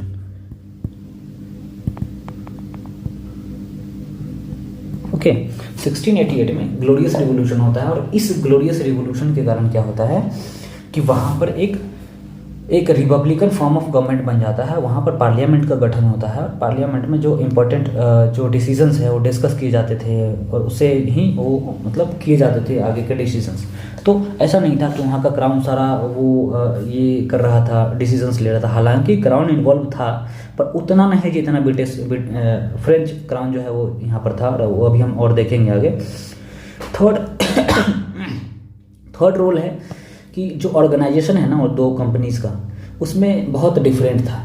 अब यही बात हम अभी पहले कर रहे थे कि जो कंपनी थी, जो फ्रेंच ईस्ट इंडिया कंपनी थी, उसमें उसका जो डायरेक्टर होता था, बोर्ड ऑफ कंट्रोल होता था, उसमें ना बहुत ज़्यादा मोनार्क के लोग होते थे। जो राजा होता था ना वहाँ का, किंग, उसके लोग होते थे, वो अपने लोगों को अपॉइंट करता था। लेकिन ब्रिटिश ईस्ट इंडिया में क्या होता था कि वहाँ पर वो मेरिट के हिसाब से लोगों का सिलेक्शन करते थे। इसलिए ब्रिटिश ईस्ट इंडिया कंपनी, अब देखिए ना कितने अच्छे लोग हुए ब्रिटिश ईस्ट इंडिया कंपनी, लेकिन फ्रेंच में बहुत ज़्यादा अच्छे लोग नहीं हुए। बहुत ज़्यादा एक्सपेंशनिस्ट पॉलिसी वाले, बहुत ज़्यादा जो विजनरी लोग हैं वो नहीं हुए, एक दो को अगर छोड़ दें तो इसलिए। और एक चीज़ था, जैसे कि जो जो कंपनी थी, जो ब्रिटिश कंपनी थी, वो पूरी तरह से प्राइवेट कंपनी थी, जॉइंट स्टॉक कंपनी थी। पहले हमने ये पढ़ा है आपको कि क्या होता है जॉइंट स्टॉक कंपनी। लेकिन फ्रेंच कंपनी जो थी वो उसमें 60% शेयर ना वहाँ के राजा का था। आप समझ रहे हैं ना कि वो ऑलमोस्ट सरकारी कंपनी थी, तो सरकारी कंपनी डूब ही जाती है, आपको पता होगा। तो उसके बाद क्या होता है कि एक चीज़ और है, चौथा हम देखेंगे कि जो नेवी है वो ब्रिटेन की बहुत ज़्यादा सुपीरियर थी। मतलब उन्होंने बहुत ज़्यादा खर्च किए थे, बहुत ज़्यादा इन्वेंशंस किए थे वाटर में अपनी आधिपत्यता जमाने के लिए। ओके, एक चीज़ और था कि ब्रिटेन ने बहुत जल्दी जो है ना वहाँ पर अधिकार कर लिया था बंगाल में। ओके, बंगाल में तो उनका 1757 में फॉर्मल अधिकार हो गया था, फॉर्मली वो वहाँ पर वो कर, लेकिन वहाँ पहले से उन्होंने अपनी जड़ें जमा रखी थी। 1717 में जो है वहाँ फरमान जारी किया जाता है फ़र्रुख सियार का, भी पीछे पढ़ा है मैंने। फ़र्रुख सियार का फरमान के बाद क्या होता है कि वो एक्सक्लूसिव पावर बन जाती है बंगाल में, जो वहाँ के ट्रेड के ऊपर मोनोपोली अपना प्रैक्टिस करती है, और उस मोनोपोली से वो बहुत ज़्यादा प्रॉफिट कमाते हैं वहाँ के। तो वो प्रॉफिटेबल जो है ट्रेड था, और उस प्रॉफिट में क्या होता है कि उस प्रॉफिट से ही वो अपने वॉर को फाइनेंस कर देते हैं। ओके, लीडरशिप देखिए, लीडरशिप की प्रॉब्लम भी थी। अब हमने ऑलरेडी पीछे बात की कि चूंकि ब्रिटिश ईस्ट इंडिया अपनी मेरिट के बेसिस पर सिलेक्शन करता था, तो वहाँ बहुत अच्छे अच्छे लोग हुए, जैसे रॉबर्ट क्लाइव हो गया, लॉरेंस हो गए, है ना, सॉन्डर्स हो गए, ये सब थे। लेकिन यहाँ पर डुप्लिक्स और बसी के अलावा कुछ बहुत बड़े नाम हमें नहीं दिखते हैं। ओके, और सेकेंड ग्रेड भी हमें, जैसे क्या होता है एक फ्रंट एक टॉप लेवल का ऑर्गेनाइजेशन पे होता है, उसके फिर उसके अंडर में 4-5 कमांडर्स होते हैं। तो यहाँ पर भी ना डर्थ था इन लोगों के फ्रेंच में, यहाँ पर भी बहुत बड़ी बड़ी पर्सनालिटीज़ जो है वो नहीं हुए। ओके, अब हम चलिए इतनी तो हमने बात कर ली। अब हम बात करते हैं कि भाई ठीक है, यूरोपियंस बहुत सारे आए, तो ऐसा कैसे हो गया कि खाली ब्रिटिशर्स ही यहाँ पर एक वो पावर इस्टेब्लिश करने में सक्सेसफुल हुए। तो इसके पीछे बहुत सारे कारण हैं। क्या क्या कारण हो सकते हैं? जैसे अभी तो हमने जो ये अभी हमने क्या बात की, ये जो रीजंस थे, ये रीजंस इसलिए थे कि और कोई यूरोपियन पावर्स ने क्यों यहाँ पर अपना आधिपत्यता नहीं इस्टेब्लिश कर पाए। लेकिन अब जो हम पढ़ेंगे वो हम ये पढ़ेंगे कि यहाँ के रूलर्स में क्या प्रॉब्लम थी कि ब्रिटिश इतना सक्सेसफुल हो गए। ओके, मतलब यहाँ के रूलर्स के कंपैरिजन में पढ़ेंगे। पहले हमने यूरोपियंस का कंपैरिजन पढ़ा था, अभी हम इंडियन रूलर्स का कंपैरिजन पढ़ेंगे ब्रिटिश के कॉन्टेक्स्ट में। ओके, तो इसमें आप देखिए कि जो फैक्टर्स क्या क्या थे। तो जो ब्रिटिशर्स थे वो सुपीरियर आर्म्स थे, उनके पास मिलिट्री टैक्टिक्स थे, स्ट्रैटेजी थे। मैंने, अगर आपको ध्यान होगा, मैंने फर्स्ट लेक्चर में बताया था कि भाई बाबर ने जो फायर आर्म टेक्नोलॉजी वो लेकर आया था यहाँ पर 1526 में, और वो बहुत मतलब एक रिवोल्यूशनरी था कि मुगल एम्पायर यहाँ पर इस्टेब्लिश हो पाया। उसी तरह से इनके जो ब्रिटिशर्स थे ये भी नई नई टेक्नोलॉजी लेकर आए। ओके, मतलब जो मुगल एम्पायर है उसमें बहुत टेक्नोलॉजिकल रिवोल्यूशन नहीं हुआ। इसमें जेफ रिचर्ड्स भी इस बात को कहते हैं।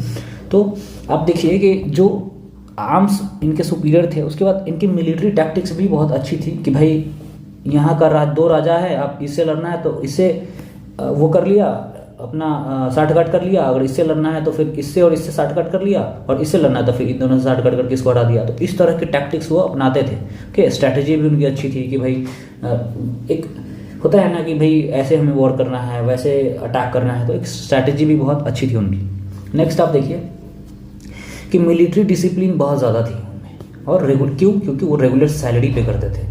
यहाँ पर क्या था, हमारे यहाँ जागीर दिया जाता था। दिल्ली सल्तनत में हमें थोड़े बहुत देखते हैं कि वो पेमेंट जो है वो कैश में की जाती है। अगर दिल्ली सल्तनत का अपने वीडियो देखें तो कमेंट करके बताइए किसने कैश पेमेंट जो है स्टार्ट की थी।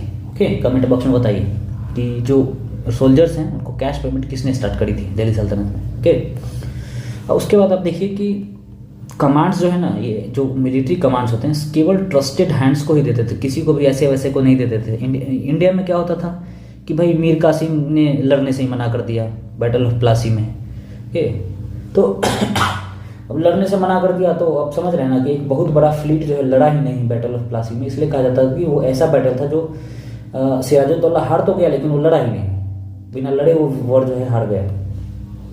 लीडरशिप क्वालिटी आप देखिए, नाम लिख दिया मैंने, बहुत सारे जो है अच्छे जो है वो मिलिट्री लीडर्स हैं उभर के आए हैं। ओके, ब्रिटिशर्स के इंडिया में भी थे, तो पर इंडिया में अब देखिए कि टिप्पू सुल्तान थे और बहुत सारे जो है ऐसे मिलिट्री लीडर्स थे, लेकिन उनका क्या हुआ कि उनके बहुत ज़्यादा वो नहीं हुए, सेकेंड रेटेड जो है वो जनरल्स नहीं अच्छे निकले। ये सुपीरियर थे इकोनॉमिक रिसोर्सेज में, क्योंकि इनके जो व्यापारिक टर्म्स थे वो इसी टर्म्स पे था कि भाई हमें ज़्यादा से ज़्यादा प्रॉफिट एक्सट्रैक्ट करने हैं। तो प्रॉफिट ड्रिवन इनकी जो पॉलिसी थी वो थी। ओके, एक और बहुत बड़ा सवाल उठता है एकेडमिक्स में, ये देखो, ये जो मैंने दो चीज़ें पढ़ाई, इसमें आप अगर ग्रेजुएशन कर रहे हैं या नेट का एग्ज़ाम दे रहे हैं या फिर यूपीएससी में आपका ऑप्शनल हिस्ट्री है, तभी आपके लिए ज़रूरी है। अदरवाइज़ ये सब कोई नहीं पूछ रहा है आपसे। अगर जीएस खाली पढ़ रहे हैं तो इतना ज़्यादा डेप्थ में आपसे नहीं पूछने वाला है कोई। ओके, तो ये इस बात का ध्यान रखिएगा।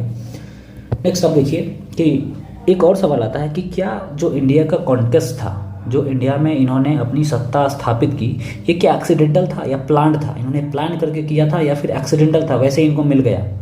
तो इसके पीछे ना बहुत सारे मत हैं जिसको हम अभी डिस्कस करूंगा। इंडियन हिस्टोरियंस बेसिकली ये कहते हैं कि इनकी ना प्लान ही थी, इनकी नीति ही थी कि इंडिया में हमें एक एम्पायर इस्टेब्लिश करना है। अब इसको आप देखना चाहते हैं तो सब्सिडरी अलायंस के थ्रू देख सकते हैं। एनेक्सेशन, सिंध का एनेक्सेशन हम पीछे पढ़ेंगे तो उसमें भी हम दिखाएंगे आपको कि कैसे वो इलीगल था, इलॉजिकल एनेक्सेशन था। ओके, उसके बाद डिफेंसिव डिवाइसेस थे इनके कि भाई तुम उससे नहीं लड़ोगे, तुम उससे ये नहीं करोगे, तुम उससे वो नहीं करोगे, इस तरह के। फिर उसका एक एग्जांपल आप ये भी देख लीजिए कि मुर्शिदाबाद कंस्पिरेसी होती है, जो प्लासी होता है, प्लासी की लड़ाई होती है, उसमें कोर्ट कंस्पिरेसी होती है। मीर कासिम चाहिए लोग पहले ही जो है वो कर लेते हैं, डील कर लेते हैं कि भाई तुम मत लड़ना, तुम जाना वॉर में और तुम लड़ना ही मत, तुम अपने सेना को लड़ने का आदेश ही मत देना, और वो आदेश नहीं देता है और बस क्या है, क्लाइव जीत जाता है।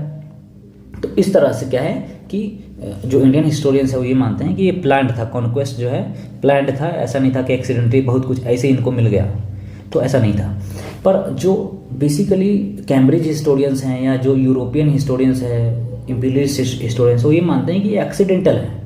एक्सीडेंटल मानने वाले सबसे पहले जो हिस्टोरियन है उनका नाम पीजे मार्शल है, पहले व्यक्ति हैं पीजे मार्शल, और ये कहते हैं कि हालांकि वो पहले वैसा नहीं है, हम ऐसे अपने डिस्कशन में पहला और बाद में कर रहे हैं। ओके, ऐसा मत समझिएगा कि पहली बार इन्होंने ऐसा कहा था, ऐसा नहीं था।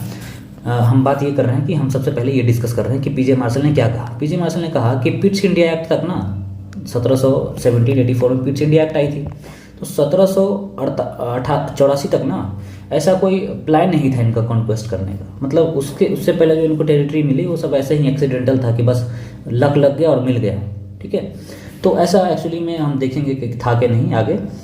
तो और उसके बाद इन्होंने कहा ना कि जो कॉन्क्वेस्ट थे ना वो कंपनी ऑफिशियल्स के द्वारा हुए थे, ना कि ब्रिटिश गवर्नमेंट के द्वारा। कंपनी ऑफिशियल्स बहुत ज़्यादा ऐसा थे कि मतलब वो चाहते थे कि हम कॉन्क्वेस्ट करें, पर ब्रिटिश गवर्नमेंट इतनी ज़्यादा उसमें इंटरेस्ट नहीं ले रही थी इनिशियली। ठीक है, तो इनका कहने का बेसिकली मतलब यह था कि एक्सीडेंटल था, मतलब आकस्मिक रूप से ब्रिटिश ईस्ट इंडिया कंपनी के हाथ में इतनी बड़ी टेरिटरी आ गई थी। ओके, तो सेकंड हिस्टोरियन हमारे सीए बेली हैं, कैम्ब्रिज से एसोसिएटेड है, आपको पता होगा, ऑलरेडी मैंने पीछे बताया है। इन्होंने कहा ना कि जो एक्सपेंशन था ना वो ट्रेड इंटरेस्ट के बेसिस पर ड्रिवन था, कि भाई हमारा व्यापारिक इंटरेस्ट है कि हम अपनी जो टेरिटरी है उसको बढ़ाएंगे। ये टेरिटोरियलिटी के लिए नहीं था, ये टेरिटरी इनका बढ़ रहा था, वो इस चीज़ पर डिपेंडेंट था कि ये अपने उसको बढ़ा रहे थे। ओके, और इसको इन्होंने सब इम्पीरियलिज्म नाम दिया। सब इम्पीरियलिज्म क्या होता है, इम्पीरियलिज्म, कैपिटलिज्म, ये सब आपको पता है। अगर नहीं पता है तो मैं फिर से बता देता हूँ क्लास में, हालांकि मैंने बताया है, पीछे जो मेरे बच्चे हैं जो मुझसे पढ़े हुए हैं उनको पता होगा, तो फिर से मैं बता देता हूँ आपको इम्पीरियलिज्म, सब इम्पीरियलिज्म, कैपिटलिज्म सब क्या होता है। देखो, जो मार्क्सिज्म है, मार्क्सिज्म के अंदर बेसिकली मार्क्स ने कहा था कि जो हिस्ट्री है वो entire history of human kind is the history of class struggle. उन्होंने कहा कि हमेशा जो है, जो पूरी हिस्ट्री है ह्यूमन काइंड की, वो हिस्ट्री ऑफ क्लास स्ट्रगल है। हर पीरियड में क्लास स्ट्रगल रहा था एक्सेप्ट प्रीमिटिव कम्युनिज्म। पहले वो कहते हैं कि प्रीमिटिव कम्युनिज्म होता है, ये आपको लिखना नहीं है, ठीक है, बस समझना है आपको। प्रीमिटिव कम्युनिज्म होता है, इसमें कहते हैं क्लासलेस सोसाइटी थी, हंटिंग गैदरिंग सोसाइटी थी। एंशिएंट में हमने पढ़ा होगा, उस समय कोई क्लास फॉर्म नहीं हुआ था। डिवीजन ऑफ लेबर जो है वो वैसा कुछ नहीं था। बाद में चल के डिवीजन ऑफ लेबर होता है सेक्स के बेसिस पर, और फिर आगे चल के जब से जैसे सोसाइटी बढ़ती है फिर स्लेव मोड ऑफ प्रोडक्शन आता है। Okay, slave mode of production आता है, SLMOP, SMOP। Okay, slave mode of production आता है। और फिर इसमें क्या होता है कि एक ऐसा डिवाइस वो होता है जिसमें फ्यूडलिज्म होता है। फ्यूडलिज्म में दो तरह के क्लास होते हैं। दो तरह के क्लास में कौन होते हैं? पहला होता है पीजेंट और दूसरा होता है जो लैंड ओनर्स होते हैं, वो ओनर्स। ओके, तो इनके बीच क्लास स्ट्रगल होता है। हमेशा पीजेंट चाहता है कि हमारा इंटरेस्ट ज़्यादा हो, लैंडलॉर्ड्स कहते हैं कि मेरा इंटरेस्ट ज़्यादा हो। फिर इसके बाद ये कहते हैं कि एक कैपिटलिज्म का फेज़ आता है। कैपिटलिज्म के फेज़ में क्या होता है कि कैपिटलिज्म के फेज़ में क्या होता है कि इस कैपिटलिज्म के फेज़ में क्या होता है कि यही जो है एक वर्कर हो जाता है। जो पीजेंट था पहले वो वर्कर हो गया। और इसके बाद हालांकि इसमें स्लेव मोड ऑफ प्रोडक्शन में स्लेव होता है और स्लेव ओनर होता है। ओके, और ये फ्यूडलिज्म है, स्लेव ओनर, स्लेव और स्लेव ओनर। ओके, और फ्यूडलिज्म में होता है पीजेंट और जो ऑनर होता है वो। उसके बाद आप देखिए कि कैपिटलिज्म में वर्कर होता है, फैक्ट्री ओनर होता है, और इनके भी जो है जिसको मिडिल क्लास बुर्जुआ भी बोलते हैं। ओके, फिर इसके बाद इनके हिसाब से वो होता है सोशलिज्म। सोशलिज्म में क्या होता है? जो मीन्स ऑफ प्रोडक्शन है, मीन्स ऑफ प्रोडक्शन क्या होता है? जैसे फैक्ट्री, तो फैक्ट्री में जो चीज़ें हैं वो किसके द्वारा वो होल्ड की जाती है उसको। तो मीन्स ऑफ प्रोडक्शन जो है वो सरकार के अंडर होता है। मतलब सारी फैक्ट्रीज जो है सरकार की होगी और उसमें लोग काम करेंगे और सरकार जो है सबको अपनी एबिलिटी और अपनी उसके हिसाब से एबिलिटी के हिसाब से नहीं, सबको नीड के हिसाब से देगी बराबर। ओके, फिर एक टाइम फेज आएगा जिसको कहते हैं कम्युनिज्म।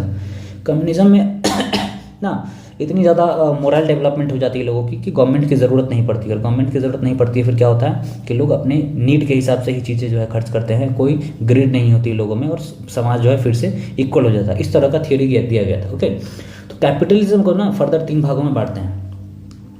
कैपिटलिज्म में 3 भागों में बांटते हैं। इसमें मर्केंटाइल कैपिटलिज्म था,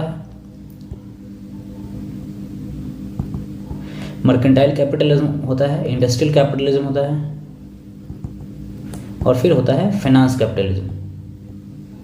बहुत शॉर्ट में, बहुत डीप में समझा रहा हूँ। अगर आप चाहते हैं कि मैं ये चीज़ आपको दोबारा समझाऊँ तो आप कमेंट बॉक्स में करके बता सकते हैं। मैं एक डिटेल वीडियो इस पर बना दूंगा आधे 1 घंटे का। ओके, तो इसमें मर्केंटाइल कैपिटलिज्म होता है। इसमें क्या होता है कि कोई कंट्री ए है, कोई कंट्री बी है। इसमें क्या होता है कि ये ओवर पॉपुलेटेड होता है। ओवर पॉपुलेटेड होने के साथ साथ क्या होता है कि यहाँ पर प्रोडक्शन भी ज़्यादा होता है और प्रोडक्शन में क्या होता है कि यहाँ से चीज़ें यहाँ एक्सपोर्ट करेगा और पॉपुलेशन भी एक्सपोर्ट करेगा, सामान भी एक्सपोर्ट करेगा।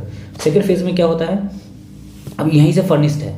सेकेंड फेज में जब इंडस्ट्रियल रेवोल्यूशन होता है तो क्या होता है, ये इंडस्ट्री ये व्यक्ति यहाँ इंडस्ट्री से सामान यहाँ एक्सपोर्ट करने के बजाय क्या होता है कि ये डायरेक्ट जो है अपने सामान लेकर यहीं आएगा और यहीं से। अब इस वाले रिलेशन में क्या होता है, इस वाले रिलेशन में जो कंपनी बी है, जो कंट्री बी है, वहाँ से ये यहाँ से फिनिश्ड गुड लाएगा और यहाँ से ले जाएगा क्या, यहाँ से ले जाएगा ये रॉ मटेरियल। ओके, लेकिन अब क्या करेगा कि अब यहीं पर इंडस्ट्री सेटअप कर देगा वहाँ का व्यक्ति आके और फिर यहीं से अपना वर्कर्स भी लाएगा और यहाँ के लोकल वर्कर्स भी इस्तेमाल करेगा। और फिर क्या होगा कि ये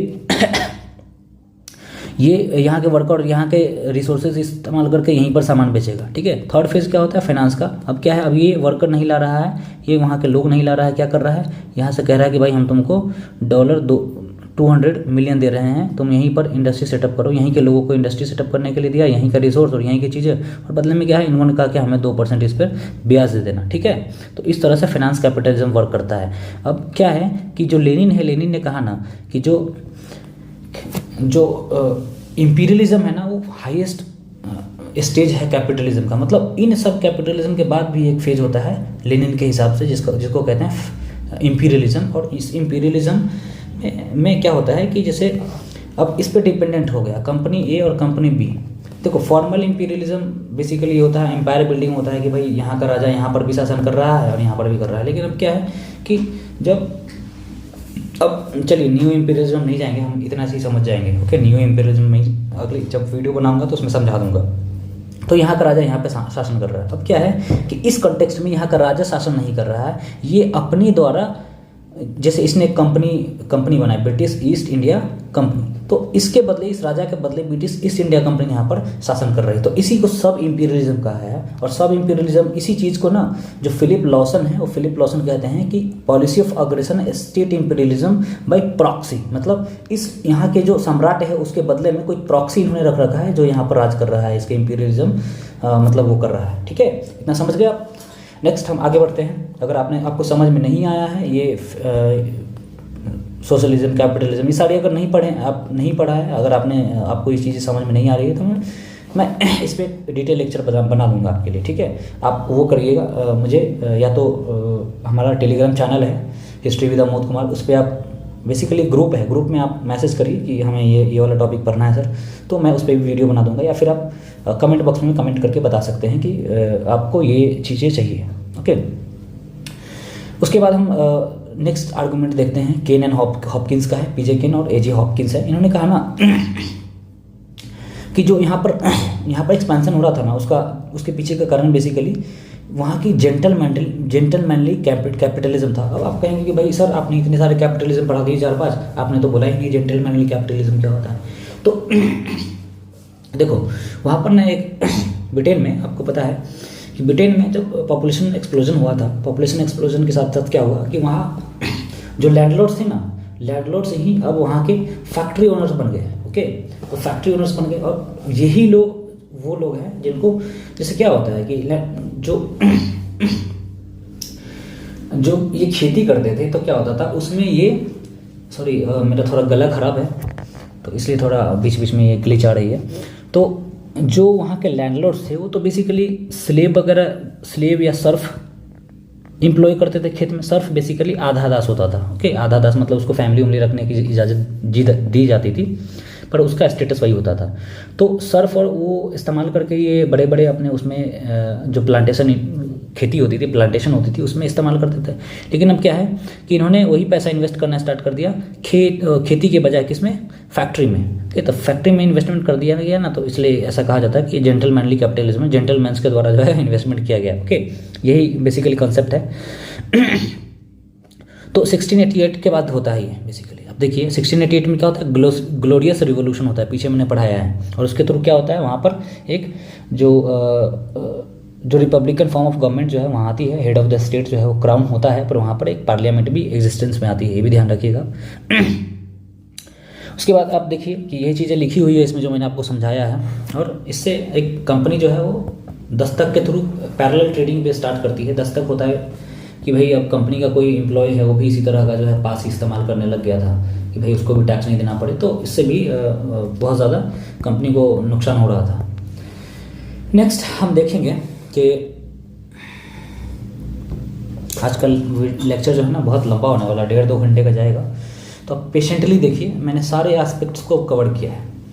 तो ब्रिटिश टेरिटोरियल एक्सपेंशन की अगर हम बात करें तो 1767 में ये था कि बंगाल और बिहार का रीजन ही यहीं पर था, और थोड़ा सा इस तरफ देखिए मालाबार कोस्ट में इनका था। उसके बाद 1805 में ये बढ़ के आप देखिए कि आगरा दिल्ली तक यहाँ इनका जो है ये हो गया पूरा का पूरा, और फिर इन्होंने साउथ में भी हैदराबाद सबको कैप्चर कर लिया था।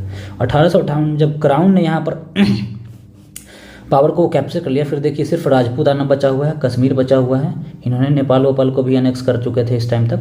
उसके बाद आप देखिए कि बर्मा में भी इन्होंने थोड़ा सा अपना प्रेजेंस बढ़ा लिया था। ये देखिए पूरा का पूरा मैप, आप श्रीलंका में भी इन्होंने कैप्चर कर लिया था। हैदराबाद में थोड़ा सा एक छोटा सा स्टेट बचा हुआ था पर्टिकुलरली। अब देखिए ये सब इंडिपेंडेंट स्टेट थे जो छोटे छोटे बच गए इसमें, बाकी ये पूरा का पूरा जो है ब्रिटिश एम्पायर हो गया था।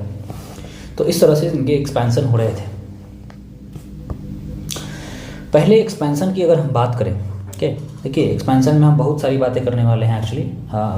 उसको छोड़ के हम इसमें इस वाले लेक्चर में हम मैसूर को नहीं काउंट करेंगे।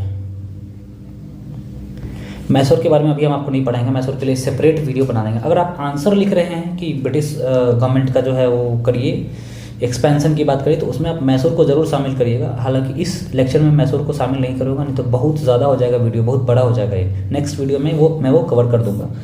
अगर आप अच्छा, नेक्स्ट हम ये देख रहे हैं कि बंगाल में किस तरह इनका शासन स्थापित हुआ।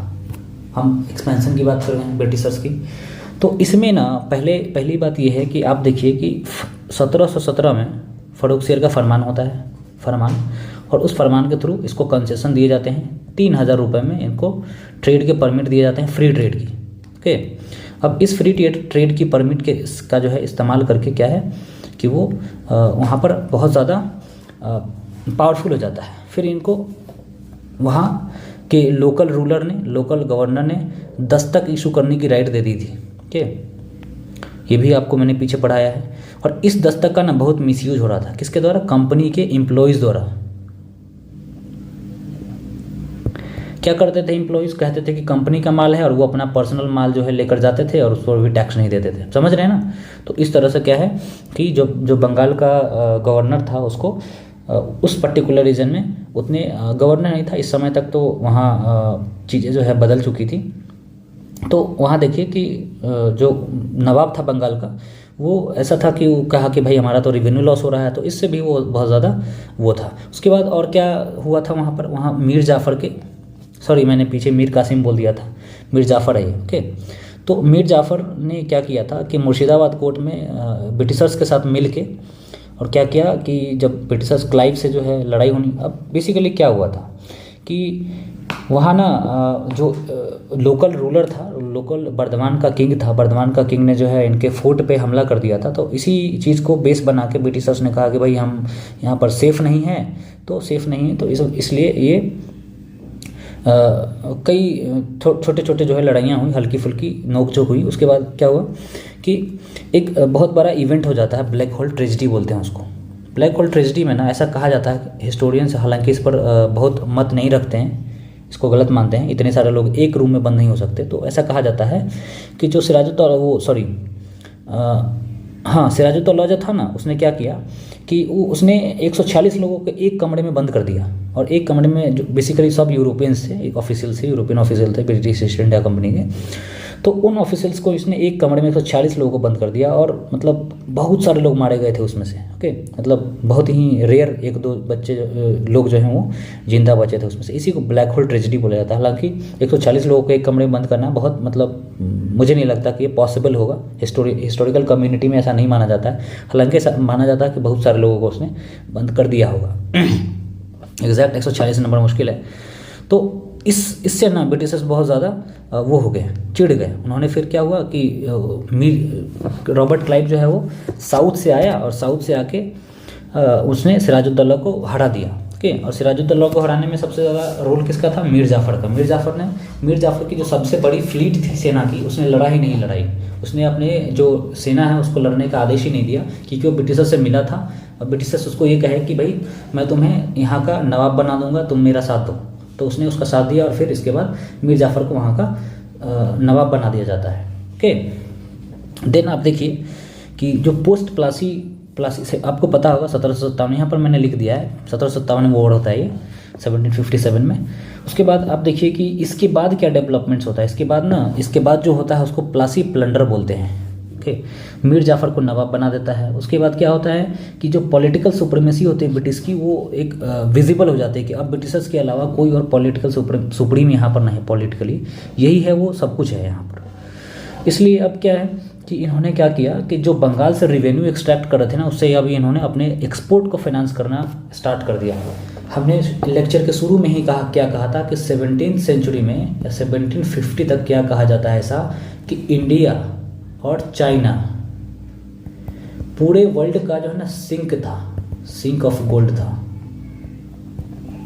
मतलब पूरे वर्ल्ड का सोना यही आकर डूबती थी, ऐसा कहा जाता था। क्योंकि ये जो है अमेरिका से, वहाँ से सोना लाते थे, और अमेरिका से सोना यूरोप आता था, और यूरोप से सोना फिर इंडिया और चाइना आता था, क्योंकि यहाँ से वो ले जाते थे बहुत एग्जोटिक चीज़ें खरीद के उसमें ट्रेड में। ओके, तो अब क्या है कि वो वहाँ से अब उनको बुलियन लाना, अब उनको सोने चांदी लाना नहीं पड़ रहा था। अब यहीं के जो रेवेन्यू यहाँ से जो वो एक्सट्रैक्ट कर रहे थे, उसी रेवेन्यू से यहाँ से सामान खरीद कर वो भेज रहे थे विरोध। अब समझ रहे हैं कितना बेनिफिशियल होगा उनके लिए। अब यही कारण है कि फ्रेंच को उन्होंने यहाँ पर मात दे दी। उसके बाद आप देखिए कि पर्सनल जागीर्स भी कंपनी के ऑफिसर्स को बहुत दिए गए। क्लाइव को बहुत ऊंचा पोस्ट दिया गया जागीर के रूप में। ओके, बहुत बड़ा जागीर दिया गया इसको। तो इस तरह से आप देखिए कि जो पोस्ट प्लासी चीज़ें जो चल रही थी वहाँ पर, उसमें उसको प्लासी प्लंडर कहते हैं हिस्टोरियंस। उसके बाद बैटल ऑफ बक्सर हुआ 1765 में। पीछे मैंने 1764 बोल दिया था, आप उसको भी माफ़ करिए, हम ट्रीटी ऑफ इलाहाबाद और उसमें जो है वो कन्फ्यूज़ हो गए थे। तो 1765 में British East India Company Hector Munro के अंडर और कंबाइन आर्मी होती है। अब क्या होता है कि 1757 में वॉर होता है। उसके बाद बेचारा मीर जाफ़र फंस जाता है। इसने साथ तो दे दिया ब्रिटिशर्स का, लेकिन ये फंस गया। अभी इस कठपुतली बन गया ब्रिटिशर्स के हाथ में। ब्रिटिश कहता था कि भाई अभी 50,000 रुपये दे दो, अभी 1 लाख रुपये दे दो। हाँ, मतलब एक भीख मांगना स्टार्ट हो गया था इनका कि भाई अब मैंने तुम्हें साथ दिया है तो तुम्हें तो देना पड़ेगा। तो इस तरह से इसको ब्लैकमेल कर करके इसकी खजाना कर दिया खाली। अब ये भी परेशान हो चुका था। और इसके साथ साथ क्या हुआ कि शुजाउद्दौला था अवध का, और मीर कासिम बंगाल का, और फिर शाह आलम उस टाइम मुगल एम्पायर था। तीनों की कंबाइंड आर्मी को हेक्टर मुंडो ने हरा दिया। ये सब कॉन्स्पिरेसी कर रहे थे। ये यहाँ से आकर जो है अवध में गया और ये भी अवध गया, और वहाँ इन्होंने एक जॉइंट फ्रंट जो है बनाया कि भाई हम इसके खिलाफ लड़ेंगे। और फिर क्या हुआ कि तीनों के जो कंबाइंड आर्मी थी उसको हरा दिया गया। तो इसमें बक्सर के वॉर में क्या मतलब चीज़ें थी कि जो कासिम था ना, उसने अमील होते थे। अमील कौन होते थे? रिवेन्यू जो कलेक्ट करते थे वो। तो उनके बीच में और कंपनी के बीच में चीज़ें ठीक नहीं चल रही थी, और उसके बाद बहुत ज़्यादा कंपनी को नुकसान होने लग गया था उसके रिवेन्यू की। उसके बाद जो कासिम था ना, कासिम उसका वो था, कासिम जो है ना ये मीर जाफ़र का। देखो क्या हुआ था एक्चुअली बीच में कि जो मीर जाफ़र था ना, ये चीज़ें देने से मना कर दिया। तो इसको हटा के फिर कासिम को, इसका दामाद था, उसको उसने नवाब बना दिया। फिर कासिम भी परेशान हो गया। कासिम ने कहा कि भाई अब हमसे भी नहीं हो रहा है। तो इसलिए इसने क्या किया कि इसने दस्तक को ही अबॉलिश कर दिया। जो दस्तक था, जो पास वाला सिस्टम था, उसको ही हटा दिया और बोला कि भाई ऐसा वैसा नहीं चलेगा कुछ। तो इससे ब्रिटिशर्स हो गए बड़े परेशान। ओके, तो परेशान हो गए। फिर इन तीनों की कंबाइंड आर्मी को हरा दिया। फिर एक बहुत ही वाटरमार्क है हिस्ट्री में इंडिया की, जो ट्रीटी ऑफ इलाहाबाद होती है 1765 में। इसके तहत क्या होता है कि इसके तहत होता है कि जो वॉर इंडेमनिटी है 50 लाख रुपए इन पे वॉर इंडेमनिटी। क्या होता है कि हमने तुमसे वॉर लड़ा और हमारा इकोनॉमिक लॉस हुआ, इसकी भरपाई तुम करो। ओके, तो ये भरपाई जो है 50 लाख रुपए देना पड़ा इन लोगों को। उसके बाद मिलिट्री हेल्प जो है ना, वो बाइंडिंग कर दिया इन लोगों के लिए कि भाई कभी भी कंपनी को मिलिट्री हेल्प चाहिए तो इनको देना पड़ेगा। उसके बाद जो सिस्टम ऑफ डुअल गवर्नमेंट कहते हैं इसको, सिस्टम ऑफ डुअल गवर्नमेंट में क्या होता है कि जो नवाब था बंगाल का, वो नवाब और जो ये था क्या कहते हैं उसको, जो कंपनी थी, इसके बीच में क्या था, नवाब एडमिनिस्ट्रेशन देखता था और कंपनी जो है वो फिनेंशियल मैटर्स देखती थी। अब क्या है, क्या फिनांस ये देख रहा है, कंपनी एडमिनिस्ट्रेशन देख रहा है, तो इसमें खर्चा भी तो होता है। तो नवाब जो है बहुत ज़्यादा परेशान हो गया। परेशान होने से क्या हुआ कि इनके बीच में फिर रिफ्ट आने स्टार्ट हो गए। अच्छा, एक चीज़ और आप देखिए कि इस वॉर के थ्रू हुआ क्या कि जो अवध है, अवध ब्रिटिश इंडिया में मिला लिया गया, और फिर जो बंगाल है वो भी ब्रिटिशर्स के अंडर में आ गया। लेकिन जो शाह आलम था मुगल एम्पायर, इसको क्या किया इसने, इसको पेंशनधारी बना दिया गया। इसको बोला कि भाई तुम ऐसे ही बैठो, तुम बस पेंशन लो। और इसके बाद से फिर आप देखिए कि 1858 तक जो है एक पेंशनधारी जो है दौर चलता है, जिसमें जो मुगल एम्पायर्स है वो सिर्फ पेंशन पे जो है रहते हैं और लाल किले में रहते हैं, और फिर वहाँ शेरो शायरी करते हैं और बस उसी में मर जाते हैं। ओके, तो अब से जो है मुगल एम्पायर का रोल पूरी तरह से ख़त्म हो जाता है। ओके, आप कमेंट बॉक्स में आप ये बताइए मुझे कि ऐसा क्यों किया गया होगा कि भाई इनका जो है वो टेरिटरी उन्होंने अनेक्स कर लिया और इसको छोड़ दिया, इसको खाली पेंशनधारी बना दिया। बोला कि भाई तुम्हें राजा रहने देते हैं, और हालांकि इसके एरियाज़ को इसने अनेक्स किए, एरियाज़ को लिया, पर इसको पोस्ट से नहीं हटाया। इसको बोला कि तुम हमारे प्रोटेक्टोरेट में हो, तुम्हें हम पेंशन देंगे हर साल। तो इस हिसाब से इन्होंने ये किया। तो क्यों किया होगा आप बताइए कमेंट बॉक्स में करके। ओके, नेक्स्ट हम देखेंगे एंग्लो मराठा रिलेशंस। देखिए यहाँ पर क्या हो गया, अवध खत्म, बंगाल खत्म और मुगल खत्म। अब क्या बचा, मराठास के बारे में पढ़ते हैं। हमने पीछे बात की थी कि भाई यहाँ से मैं आगे पढ़ाऊँगा, जब एनेक्सेशन पढ़ाऊँगा तो पीछे के लेक्चर आपने देखा होगा। तो पीछे के लेक्चर अगर आपने नहीं देखा है तो आप पढ़िए एंग्लो मराठा रिलेशंस के बारे में। हम अभी बात करेंगे पीछे आप मराठास के बारे में मैंने जो पढ़ाया है वो आप देख लीजिए पीछे के वीडियो में। जस्ट इसके पीछे वाला वीडियो है, सेकंड लेक्चर जो है हमारा था, सेकंड पार्ट जो है इस लेक्चर का था, ये थर्ड पार्ट है हमारा लेक्चर का। ओके, तो एंग्लो मराठा रिलेशंस में आप देखिए कि एंग्लो बेसिकली मतलब ब्रिटिशर्स। ओके, तो एंग्लो मराठा रिलेशंस में आप देखिए कि इसमें जो एंग्लो मराठा वॉर हुआ वो आप देखिए बहुत इंपॉर्टेंट है। आप देखिए कि क्या हुआ था, 1761 में थर्ड बैटल ऑफ पानीपत होता है, और इस बैटल में क्या होता है कि जो अहमद शाह अब्दाली है वो मराठास को हरा देता है, और इसके बाद मराठास चले जाते हैं शेल शॉक में। और इसके मतलब ऐसा होता है कि इसके बाद ऐसे कोई बड़े पावर के रूप में मराठा उभरते नहीं हैं। लेकिन फिर भी क्या है कि फिर भी इनका ब्रिटिशर्स से कॉन्फ्लिक्ट हमेशा चलता रहता है। इनका एम्पायर का जो एक सपना है वो सपना हमेशा ही चलता रहता है आगे भी। तो इसी फेज़ में हम देखेंगे कि इसी फेज़ में आप देखिए कि एंग्लो मराठा रिलेशंस में क्या होता है कि फर्स्ट एंग्लो मराठा वॉर होता है 1775-82 में के बीच। ओके, ये टाइम पीरियड है, आप देख लीजिए, टाइम पीरियड के हिसाब से ही कवर कर रहे हैं। तो फर्स्ट जो एंग्लो मराठा वॉर होता है उसमें क्या होता है कि इसके पीछे कॉजेज़ क्या होते हैं। कॉजेज़ तो आप देखिए कि कॉटन बूम होता है वेस्टर्न इंडिया में, कॉटन प्रोडक्शन होता है। और आपको पता है कि ब्रिटिशर्स के द्वारा एक्सपोर्ट की जाने वाली चीज़ों में से सबसे इम्पोर्टेंट था यहाँ के लिए जो टेक्सटाइल इंडस्ट्री उनकी थी, यहाँ कपड़े बेचते थे वो। ओके, तो उसके लिए क्या है, इनको रॉ मटेरियल्स चाहिए थे जो कि कॉटन के रूप में यहाँ से वो ले जाते थे, कॉटन और फिर जूट वगैरह भी ये बंगाल के एरिया से ले जाते थे। ओके, और भी चीज़ें थी जो यहाँ से ले जाते थे, जैसे ओपियम हो गया, यहाँ से अफीम लेके चाइना में बेचते थे, फिर चाइना से ये चाय लेके टी लेके जाते थे, टी कॉफ़ी ये सब जो है। फिर इन्होंने यहाँ पर भी टी के जो है गार्डन्स लगवाएं। ठीक है, उसकी हम बात करेंगे कमर्शियलाइजेशन ऑफ एग्रीकल्चर, एक टॉपिक हम आपको पढ़ाएंगे इकोनॉमिक अपरेटस के अंदर। ओके, फिर उसमें हम बात करेंगे कमर्शियलाइजेशन कैसे उसकी करते हैं एग्रीकल्चर की। ओके, उससे पहले हम देखते हैं कि उसके बाद आप देखिए कि फिर इनको लगा कि इस पर्टिकुलर एरिया को हमें कंट्रोल करना चाहिए, नहीं तो फिर हम उतने बेनिफिशियल पोजीशन में नहीं रहेंगे। ओके, फिर एक डिस्टर्बेंस होती है मराठा कॉन्फेडरेसी के अंदर। आपको पता होगा, मैंने पीछे के लेक्चर में भी बताया है कि हमेशा आपस में लड़ते रहते थे, कि सिंधिया और होलकर के बीच में लड़ाई हो गई, इस तरह से ये लड़ते रहते थे आपस में ही। तो इसका फ़ायदा ब्रिटिशर्स ने उठाया। अब इसमें कई ट्रीटीज़ हुए थे। पहला आप देखिए कि ट्रीटी ऑफ सूरत 1775 में हुआ था।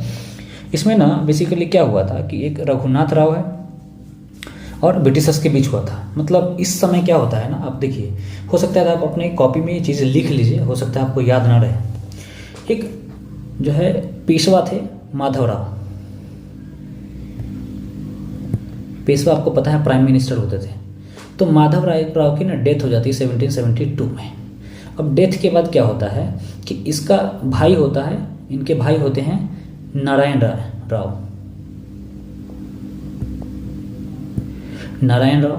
ओके, ये पेशवा बनते हैं।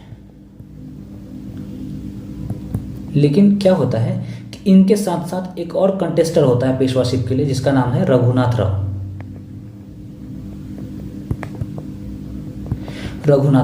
ओके, ये जो है इन दोनों, अब देखिए इसका भाई था ये, तो इन दोनों के अंकल हुए। ठीक है, ये दोनों के चाचा थे। फिर क्या हुआ कि अब ऐसा हुआ कि रघुनाथ राव ने नारायण राव को मार के और पेशवाशिप पे कब्जा कर लिया। ओके, इसको कोर्ट पैलेस में जो है कॉन्स्पिरेसी के थ्रू नारायण राव की हत्या कर दी गई और हत्या करके रघुनाथ राव जो है वो पेशवा बन जाता है। ओके, फिर क्या होता है ना कि नारायण राव की एक विडो होती है गंगाबाई। अब इस विडो का क्या होता है कि नारायण राव के मरने के बाद एक बेटा होता है। अब आपने ये चीज़ जो है वो पढ़ा होगा उधर राजपूत के कॉन्टेक्स्ट में भी, तो एक ध्यान रखने के लिए सही है। इसका एक सन होता है जो कि लीगल ही रही होगा भाई कि ये मर गया तो इसका बेटा ही राजा बनेगा ना, तो लीगली तो इसका बेटा ही होना चाहिए था, जिसका नाम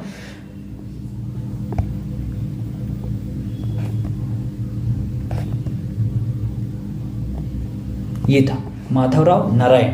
ओके, तो अब क्या होता है कि इसके अब जो पेशवा हैं तो बाकी के पेशवा ये कहते हैं कि भाई ये बनेगा, कुछ पेशवा इसकी हेल्प करते हैं, तो पेशवाओं के बीच में ही लड़ाइयाँ हो जाती हैं। कि हमने बताया ना कि इंटरनल वो चल रही थी,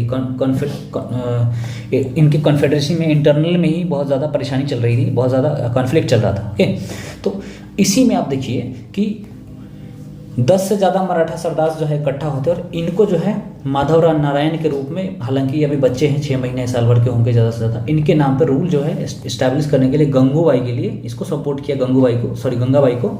और इसके लिए क्या है कि इन्होंने रघुनाथ राव को बोला कि भाई तुम इलिजिटिमेट हो, तुम ये करो, हटो यहाँ से, मतलब पेशवा जो है वो माधवराव नारायण बनेगा। ओके, तो अब क्या है कि इसी को लेके रघुनाथ राव ने ब्रिटिशर्स से की हेल्प मांगी। आप समझ रहे हैं ना, तो ब्रिटिशर्स की हेल्प मांगी और ब्रिटिशर्स की हेल्प के लिए जो है ये ट्रीटी ऑफ सूरत हुई। ओके। तो किसके बीच में हुई थी? रघुनाथ राव और ब्रिटिशर्स के बीच में, ट्रीटी ऑफ सूरत। इसके थ्रू क्या हुआ कि ब्रिटिशर्स ने इसको हेल्प किया, रघुनाथ राव को 2500 ट्रूप्स दे दिए, बोला कि भाई अब तुम जाओ और तुम लड़ाई लड़ो अपने आप, और लड़ाई लड़के फिर जीतो वॉर, हमने तुम्हें ट्रूप्स दे दी। अब ट्रूप्स तो दे देता है, लेकिन ट्रूप्स देने के बाद क्या होता है कि इसके बावजूद जो है ये नारायण राव, ये रघुनाथ राव हार जाता है। ओके, रघुनाथ राव दोबारा से हार जाता है, क्योंकि उधर पेशवा के 10 सरदार जो उसको सपोर्ट कर रहे थे। अब इसमें क्या होता है ना कि जो सुप्रीम कोर्ट कलकत्ता में होती है, उस सुप्रीम कोर्ट ने कहा कि सुप्रीम काउंसिल जो है उसने ये कहा कि भाई तुम ये गलत कर रहे हो, ऐसा नहीं करना चाहिए था। तो इसके थ्रू क्या है कि इसने ट्रीटी ऑफ पुरंदर जो है साइन करवाई। ओके, सुप्रीम काउंसिल जो है वो कलकत्ता से, को पता होता है कि वो सुप्रीम थी उस टाइम, तो गवर्नर जनरल ऑफ बंगाल था। तो वहाँ से क्या हुआ कि उन्होंने कहा कि भाई तुम जो कर रहे हो बॉम्बे में वो अच्छा नहीं है। तो इन्होंने मीडिएशन करके जो है ट्रीटी ऑफ पुरंदर करवाई, जो कि इसमें क्या हुआ, सलसेट और बसीन वगैरह दे दिया गया था ब्रिटिशर्स को। ओके, ये रघुनाथ राव के द्वारा। तो इन्होंने कहा कि भाई सलसेट तुम रखो, बसीन वसीन वापस कर दो। ओके, फिर क्या हुआ कि इन्होंने इसके ऊपर जो है एक वॉर इंडिमनिटी भी लगाई। वॉर इंडिमनिटी आपको पता है कि वॉर लड़ने के उपलक्ष्य में जो उनकी खर्चा होता है वो देना पड़ता है, जो हारती है पार्टी उसको, जो जीतता है उसको। ओके, जो पार्टी अगर ए है, पार्टी ए है, पार्टी बी है, इसने वॉर इम्पोज किया, कैसे भी किसी भी तरह से वॉर होता है, तो अगर ये पार्टी जीतती है तो ये पूरे वॉर का खर्चा इससे लेगी, अगर ये जीतती है तो इससे पूरा ये खर्चा लेगी। लेकिन ऐसा एक्चुअली में ये वाला सिस्टम यहाँ नहीं होता था, हमेशा ब्रिटिशर्स ही लेते थे, देते नहीं थे किसी को। ओके, तो देखिए उसके बाद जो ब्रिटिशर्स हैं उन्होंने जो रघुनाथ राव है उसका कॉज को गिव अप कर दिया, और फिर पेशवा फिर कौन बनेगा? पेशवा जो है उनका छोटा बच्चा था वो बना। ओके, फिर इस तरह से क्या होता है कि जो अमेरिकन वॉर ऑफ इंडिपेंडेंस होती है उसमें एंग्लो फ्रेंच राइवलरी स्टार्ट हो जाती है, और इसी तरह उसी का फिर जो स्वरूप है वो यहाँ देखने को मिलता है। और जो एंग्लो मराठा वॉर है वो स्टार्ट होता है, और Anglo Maratha war first war जो है वो ट्रीटी ऑफ सलवाई के थ्रू बंद हो जाता है। ट्रीटी ऑफ सलवाई आप ध्यान रखिएगा, यहाँ लिखा हुआ आप देखिए इसके प्रोविजंस क्या है। तो ये सिंधिया के मेडिटेशन में होता है ना, जो ज्योतिरादित्य सिंधिया है वो इन्हीं के खानदान से, आप ध्यान रखिएगा। ओके, तो सिंधिया के मेडिटेशन से होता है। उसके 17 टर्म्स हैं, मैंने तीन चीज़ें ही बताई है आपको। माधव राव नारायण राव एक्सेप्टेड पेशवा, इसको पेशवा एक्सेप्ट किया जाता है, जो छोटा बच्चा था माधव राव नारायण। उसके बाद जो फतेह सिंह गायकवाड़ है उसको एक इंडिपेंडेंट रूलर के रूप में बड़ौदा का रिकॉग्नाइज किया जाता है कि भाई तुम इंडिपेंडेंट हो। ओके, फिर इंग्लिश जो है वो सलसेट रख लेता है। ओके, तो ट्रीटी ऑफ सलवाई आप ध्यान रखिएगा, फर्स्ट एंग्लो मराठा वॉर से रिलेटेड है, आपसे एग्जाम में कभी भी पूछा जा सकता है। सेकेंड एंग्लो मराठा वॉर के बारे में बात करते हैं, 1803 से 1806 के बीच में होता है, और इसमें नाना फडणवीस की डेथ होती है 1802 में शायद। और उसके बाद क्या होता है कि इंटरनल, फिर पीछे की पहले की तरह इंटरनल डिस्टर्बेंसेस हो जाते हैं मराठा चीफ के बीच। फिर जो पेशवा बाजीराव टू है वो होलकर के द्वारा हार जाते हैं, और होलकर के द्वारा हार के कहाँ जाते हैं? ब्रिटिशर्स के पास, जैसे वो रघुनाथ राव गया था, तो रघुनाथ राव की तरह भी ये ब्रिटिशर्स के पास जाता है, और वहाँ पे इसने एक ट्रीटी साइन की। ट्रीटी का नाम है ट्रीटी ऑफ बसिन, ये भी ध्यान रखिएगा। ट्रीटी ऑफ बसिन साइन करता है, और इसके थ्रू क्या होता है कि ये एक सब्सिडरी अलायंस एक्सेप्ट कर लेता है। सब्सिडरी अलायंस क्या होता है? सब्सिडरी अलायंस में क्या होता था कि जैसे ब्रिटिशर्स है, तो ब्रिटिशर्स ने अगर किसी से सब्सिडरी अलायंस एक्सेप्ट किया, सब्सिडरी अलायंस की है, तो उसका क्या मतलब होता था कि एक तो कोई भी यूरोपियन पावर ब्रिटिशर्स के अलावा उस पर्टिकुलर राजा की हेल्प नहीं करेगा, या मतलब वाइस वर्सा कि कोई भी राजा, कोई जो जिस राजा के साथ सब्सिडरी अलायंस होता है वो कोई और यूरोपियन पावर के साथ अलाइन नहीं होगा, उसके साथ कोई काम नहीं करेगा मिलके। ओके, फिर उसके बाद कोई भी यूरोपियन को अपने कोर्ट में जॉब नहीं देगा। ओके, उसके बाद क्या होता था कि जो राजा, जो स्टेट, जो प्रिंसिपैलिटी सब्सिडी अलायंस एक्सेप्ट करता था, उसको एक ब्रिटिश ट्रूप को फंड करने के लिए ब्रिटिशर्स की जो है ना एक वो होती थी, सेना होती थी, सेना की एक टुकड़ी, वो उसके राज्य में रहेगी और उसका खर्चा उस पर्टिकुलर राज्य को उठाना पड़ेगा। एक चीज़ ये भी होता था, और ये भी होता था कि भाई उसका कभी भी हेल्प जो है किया जा सकता था, मतलब अगर उस पर कोई और राजा हमला कर देता तो ब्रिटिशर्स हमारे साथ रेडी रहते थे कि भाई हम तुम्हारी हेल्प करेंगे, तुम्हारी रक्षा करेंगे। ओके, चौथा टर्म ये होता था कि एक ब्रिटिश रेसिडेंट जो है उसका कोर्ट में रहता था। कोर्ट सिस्टम होता था, पता है ना कि एक सभा लगती थी, और सभा में एक ब्रिटिशर्स का जो है एक रेसिडेंट रहता था, वो परमानेंटली वही रहता था, देखता था कि कोर्ट में क्या चल रहा है, हमारे खिलाफ कुछ कंस्पिरेसी तो नहीं चल रही है, तो इसके लिए वो रहता था। और इस तरह से क्या होता था कि सब्सिडरी अलायंस एक्सेप्ट कर लिया गया था वर्चुअली, किसके द्वारा? पेशवा बाजीराव टू के द्वारा। ओके, ये होलकर से हार के भागते हैं। उसके बाद आप देखिए कि अब इस तरह से निजाम और होलकर्स को कंट्रोल करना आसान हो जाता है उनके लिए। उसके बाद आप देखिए कि इस तरह से मराठा साम्राज्य को अपने में मिला लेते हैं वो। और नेक्स्ट जो है वो नंबर आता है वो सिंध का। ओके, सिंध आपको पता होगा किधर है, पीछे अगर आपने नहीं पढ़ा है तो आप देखिए सिंध कहाँ पर है, आपको पता होना चाहिए। हम मैप ये किया था, दिखाया था शुरू में, ये देखिए हमारा सिंध कहाँ पर है, इस वाले रीजन में है सिंध। ओके, तो सिंध में बेसिकली ना ट्राइबल कल्चर था, ट्राइबल पॉलिटी थी। तो उसकी कहानी मैं भी आपको सुनाता हूँ कि क्या हुआ था एक्चुअली सिंध में। तो सिंध में जैसे क्या हुआ था कि इस समय तक, तो मैप दोबारा निकालने दीजिए, इस समय तक ऐसा था कि फ्रांस और रशिया दोनों ही पावरफुल हो चुके थे। ओके, तो इधर आप देखिए, इधर रशिया है, इधर आपका फ्रांस है, और फ्रांस का प्रेजेंस इधर भी है कहीं। तो रशिया ना ये पर्टिकुलर रीजन को अनेक्स कर रहा था इंडिया पहुंचने के लिए इस रास्ते। ठीक, और फ्रांस ऑलरेडी यहाँ पर चैलेंज उसको ये कर रहा था ब्रिटेन को। तो अगर चैलेंज ये कर रहा था तो जो एक कंबाइंड फ्रैंको रशियन जो इन्वेजन है, फ्रैंको रशियन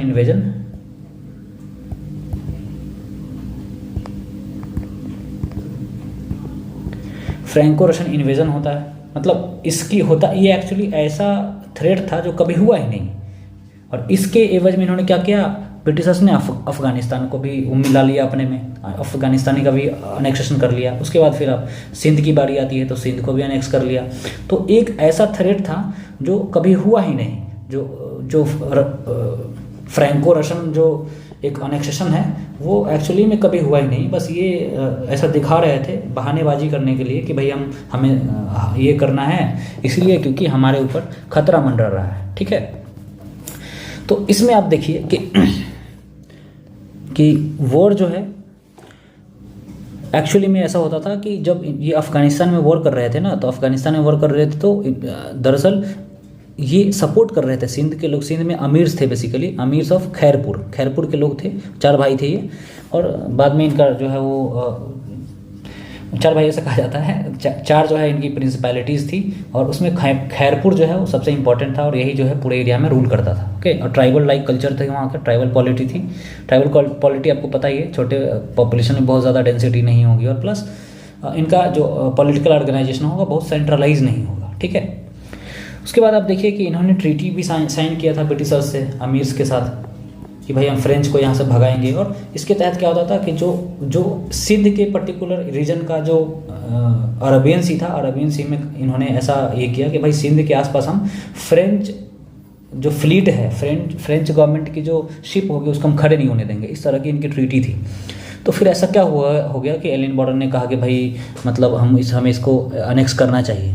तो आप देखिए 3 नाम आप याद रखिए, Lord Allan Border, Outram AM है, ओके, और फिर चार्ल्स नेपियर। 3 लोगों का नाम याद रखिए। तीनों किससे संबंधित है, अनेक्सेशन ऑफ सिंध के। कभी भी आपसे एग्जाम में पूछा जा सकता है MCQ में। ओके, तो लॉर्ड एलन बॉर्डर ने एक कमेटी, हालांकि कमेटी नहीं थी, सॉरी, ये सिंध भी सब्सिडरी अलायंस के अंदर था, और सब्सिडरी अलायंस के अंदर था। तो आउटरम जो है वहाँ पहले से ही मतलब एक रेसिडेंट था वहाँ। हमने जैसे पीछे बताया कि एक ब्रिटिश गवर्नमेंट का जो है कोई व्यक्ति वहाँ रहता था कोर्ट में, तो आउटरम था। तो आउटरम को जो है एलन बॉर्डर ने कहा कि भाई तुम इसकी जांच करो कि इन्होंने मतलब क्या हो गया, मतलब उन्होंने हमसे डिसलॉयलिटी तो नहीं की है।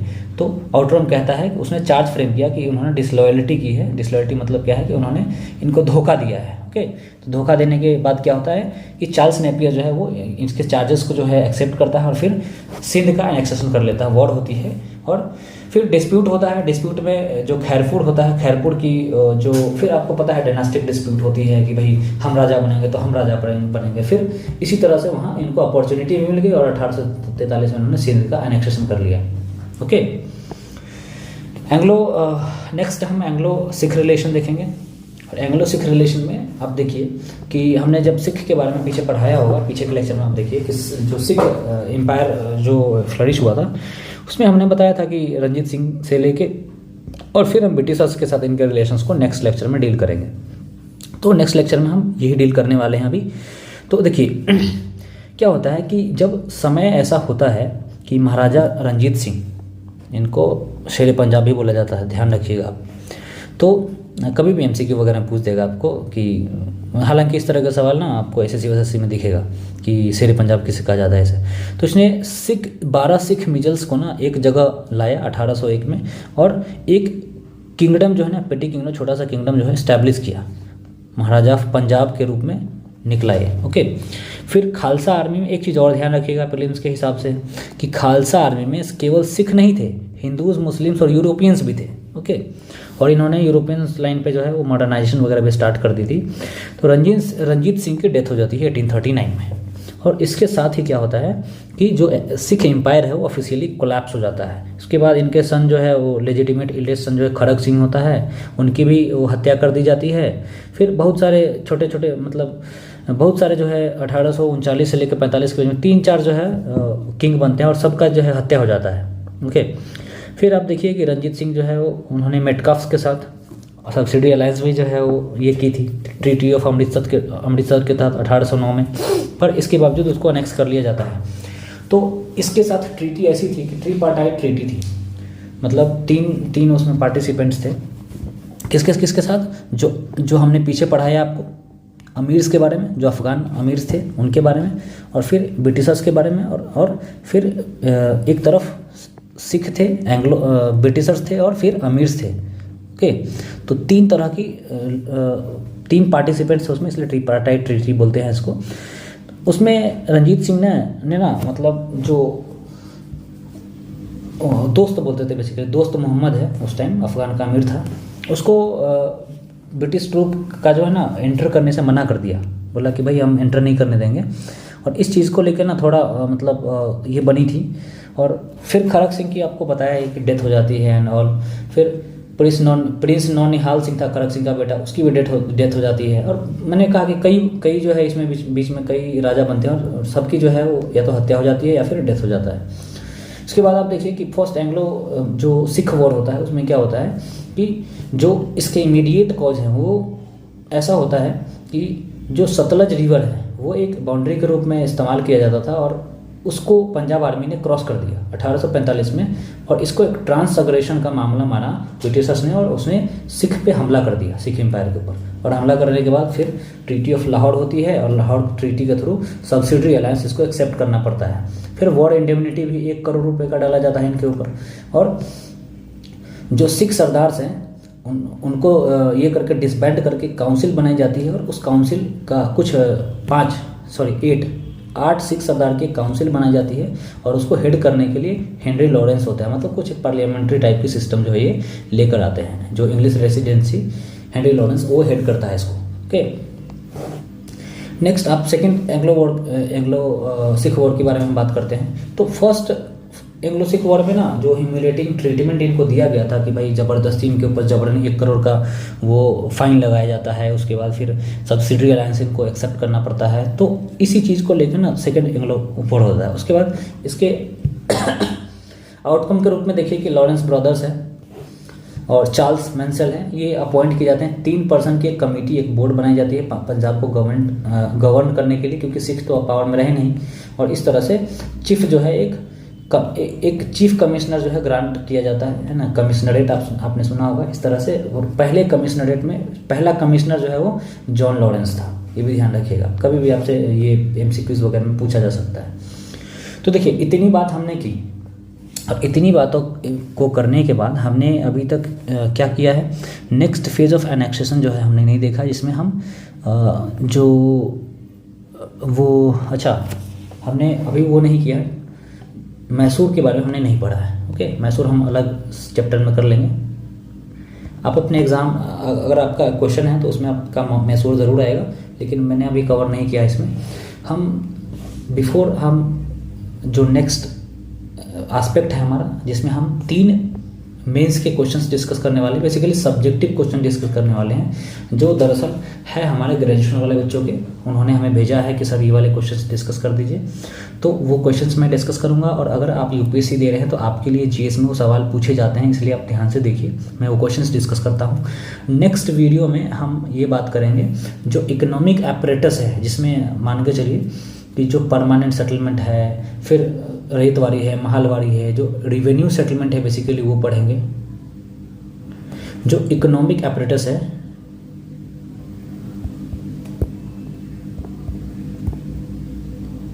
इकोनॉमिक अपरेटस का हम एक लेक्चर बनाएंगे, ठीक है। जैसे ये हमारा 18वीं सेंचुरी के ऊपर लेक्चर 1 था और 3 पार्ट में हमने ये किया। फिर उसी तरह से इकोनॉमिक अपरेटस को भी हम 3 भागों में 4 भागों में बांटेंगे, जैसे भी होगा।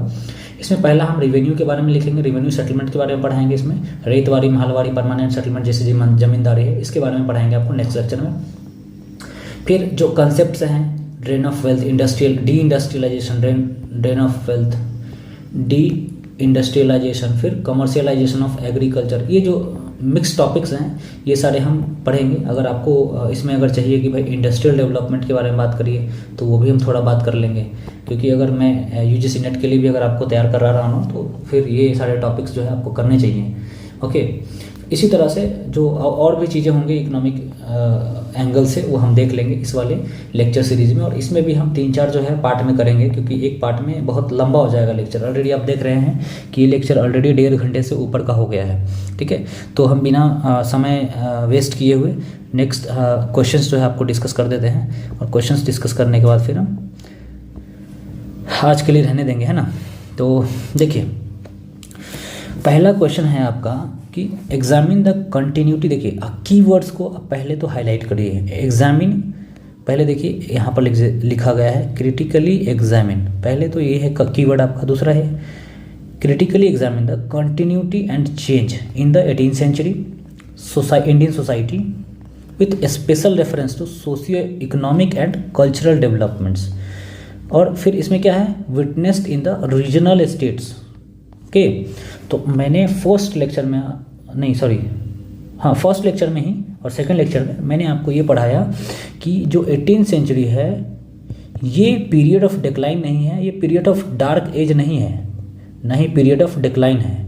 क्या है ये पीरियड ऑफ सब इन्फ्यूडेशन है, या फिर इमरजेंस ऑफ रीजनल स्टेट्स का जो है समय है, डिसेंट्रलाइजेशन का फेज है। ओके, और इसी डिसेंट्रलाइजेशन से आपसे सवाल पूछा गया है कि जो ये डिसेंट्रलाइज अलग अलग जो राज्य बने छोटे छोटे, जैसे बंगाल, जैसे अवध, बंगाल, अवध, हैदराबाद, है ना, फिर सिख एम्पायर जो है वो, फिर आप देखिए उधर मैसूर है, बहुत सारे इस तरह के प्रिंसिपलिटीज़ मैंने पीछे के लेक्चर्स में जो पढ़ाए हैं उनमें क्या सोशल इकोनॉमिक और कल्चरल डेवलपमेंट्स हो रहे थे, ठीक है।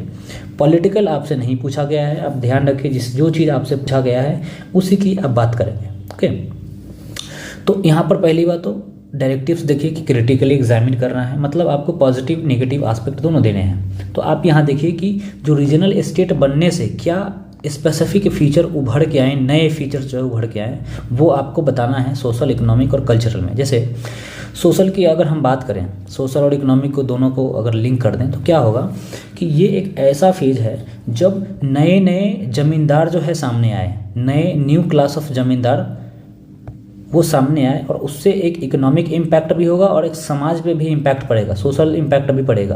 ओके, तो इसी तरह से कल्चरल डेवलपमेंट्स में क्या होगा कि इस समय आप देखिए कि कल्चर में क्या क्या डेवलपमेंट हो रहे थे। कल्चर में, हालांकि मैंने ये चीज़ आपको कल्चरल वाला नहीं पढ़ाया है, कल्चरल में क्या क्या डेवलपमेंट हो रहा था, जैसे क्लासिकल डांस, कथक का डेवलपमेंट हो रहा है, पेंटिंग्स भी डेवलप हो रही है रीजनल स्टाइल में, मिनिएचर पेंटिंग्स जो है डेवलप हो रहे हैं। और क्या हो रहा है, इसी तरह से और भी कल्चरल डेवलपमेंट्स हो रहे हैं। ओके, तो ये सब चीज़ों को आपको करना है, इस क्वेश्चन में ये सब चीज़ें बतानी है। फिर आपको लास्ट में क्वेश्चन में बताना है, क्योंकि यहाँ पर एक डायरेक्टिव है क्रिटिकली एग्जामिन, तो आपको ये बताना है कि इन सब फीचर के अलावा भी कुछ ऐसे फीचर्स हैं जो मुगल इंडिया के जो मेन फीचर्स थे वो अभी भी कंटिन्यू हो रहे हैं, वो फीचर्स को आपको दिखाना है। जैसे आप देखिए कि सोशल इकोनॉमिक, तो इकोनॉमिक में हम जैसे एक एग्जांपल देके बताते हैं कि इकोनॉमिक में जैसे मुगल्स अमील अपॉइंट करते थे रिवेन्यू कलेक्शन के लिए, लेकिन अभी भी 18th-19th सेंचुरी में भी अमील ही जो है वो किया जाता था, जब तक ब्रिटिशर्स ने टेक ओवर नहीं किया था। ओके, तो आप देखिए कि वही सारे जो है cultural institutions, economic institutions, social institutions चल रहे हैं अभी भी। तो लास्ट में क्वेश्चन का आपका 1-2 पैराग्राफ इस पर भी होना चाहिए कि क्या चीज़ें थी जो कॉमन है अभी भी चल रहा है। ओके, इस तरह से आपका ये पूरा का पूरा जो है क्वेश्चन वो हो जाएगा। आप देखिए कि क्वेश्चन का लेंथ आप अपने हिसाब से डिसाइड करिए कि आपको कितना लिमिट दिया गया है। यूपीसी में अगर ये सवाल आएगा तो या तो ये 150 वर्ड में आएगा या फिर 250 वर्ड में आएगा, तो उसी हिसाब से आप कंटेंट अपना लिमिटेड रखें। अगर आपको 500 वर्ड में लिखना है तो उस हिसाब से कंटेंट आप अपना बढ़ाएं, अगर 1000 वर्ड में लिखना है तो उसी से हिसाब से आप अपना कंटेंट बढ़ाएंगे। ओके, सेकेंड क्वेश्चन हम डिस्कस करते हैं। इसमें पूछा गया है कि what were the backgrounds in which different types of land revenue settlements. पहले तो आपको देखना है, ये बैकग्राउंड बताना है। केम इनटू एग्जिस्टेंस, ये बताना है कि क्या सिस्टम, क्या चीज़ें थी उस समय, क्या परेशानियां चल रही थी कि नए तरह के लैंड रेवेन्यू सेटलमेंट्स लेकर आया गया, किसके द्वारा, ब्रिटिशर्स के द्वारा। Discuss the consequences, okay, consequences discuss करना है।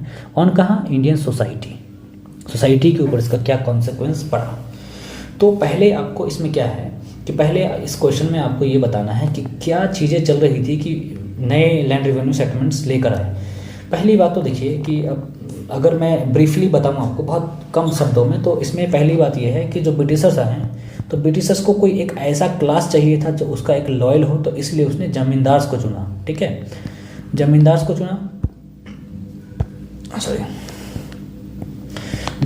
चुना और जमींदार्स को कहा कि भाई तुम हमें रेवेन्यू कलेक्ट करके दोगे, और एक इंटरमीडिएटरी के रूप में जमींदार्स को आइडेंटिफाई किया लॉयल ग्रुप के रूप में। ओके, और दूसरी बात क्या है कि इनको जो रेवेन्यू है उसको मैक्सिमाइज़ करना था कि भाई ज़्यादा से ज़्यादा रेवेन्यू जो है वो हमें मिले, तो इसलिए इन्होंने नए तरह के जो रेवेन्यू सेटलमेंट्स है वो लेकर आए।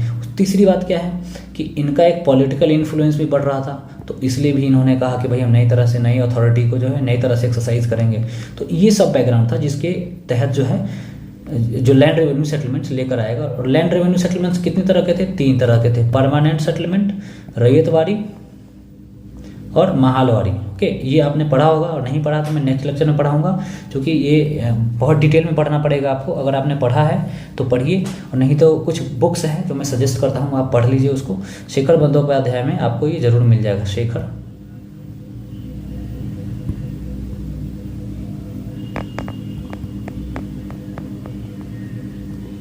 ये किताब हिंदी में भी है, इंग्लिश में भी है। शेखर बंदोपाध्याय आप पढ़ लीजिए, इसमें से काफ़ी चीज़ें आपको काम की मिल जाएंगी। और उसके बाद देखिए कि एक ये बेसिक किताब है, इसके अलावा भी बहुत सारी किताबें हैं जो आप पढ़ सकते हैं, पर इससे आपका काम चल जाएगा फिलहाल के लिए। उसके बाद इसका थर्ड जो आपका क्वेश्चन का पार्ट है वो ये है कि इसका कॉन्सिक्वेंस जो है इंडियन सोसाइटी के ऊपर क्या पड़ा।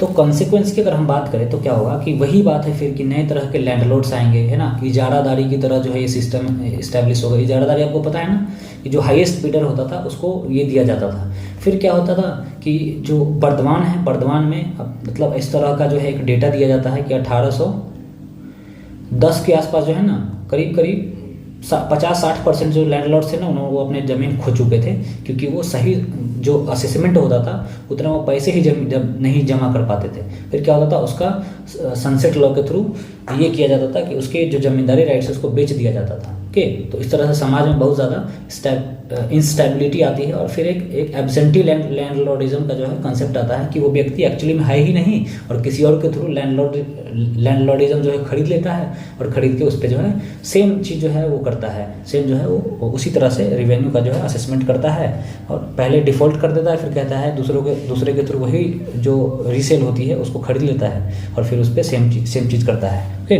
तो ये सारे जो है बदलाव आ रहे थे। आप देखिएगा बहुत सारे और भी चीज़ें हैं, अगर मैं पढ़ाऊँगा जब तो मैं बहुत डिटेल में पढ़ाऊँगा इसको। ओके, थर्ड क्वेश्चन है आपका, ये देखिए, what were the factors which made, अच्छा ये थोड़ा सा ना मैंने पीपीटी बनाया था तो ये दिक्कत होगी, सेकंड है, ये थर्ड है। ओके, थर्ड क्वेश्चन है what were the factors which made the East India Company master of India. क्या है, पहले क्या कह रहा है, फैक्टर। मैंने अभी के लेक्चर में मैंने फैक्टर्स को डिस्कस किया। फैक्टर में आप क्या करेंगे, पहले यूरोपियंस के बीच जो कंपटीशन चल रहा था उसके फैक्टर्स क्या क्या थे वो बताएंगे, फिर ब्रिटिशर्स और इंडियंस के बीच क्या समीकरण बन रहा था और उसके क्या कारण थे ब्रिटिशर्स के सक्सेस होने के, वो बताएंगे। ओके, फर्स्ट हाफ में।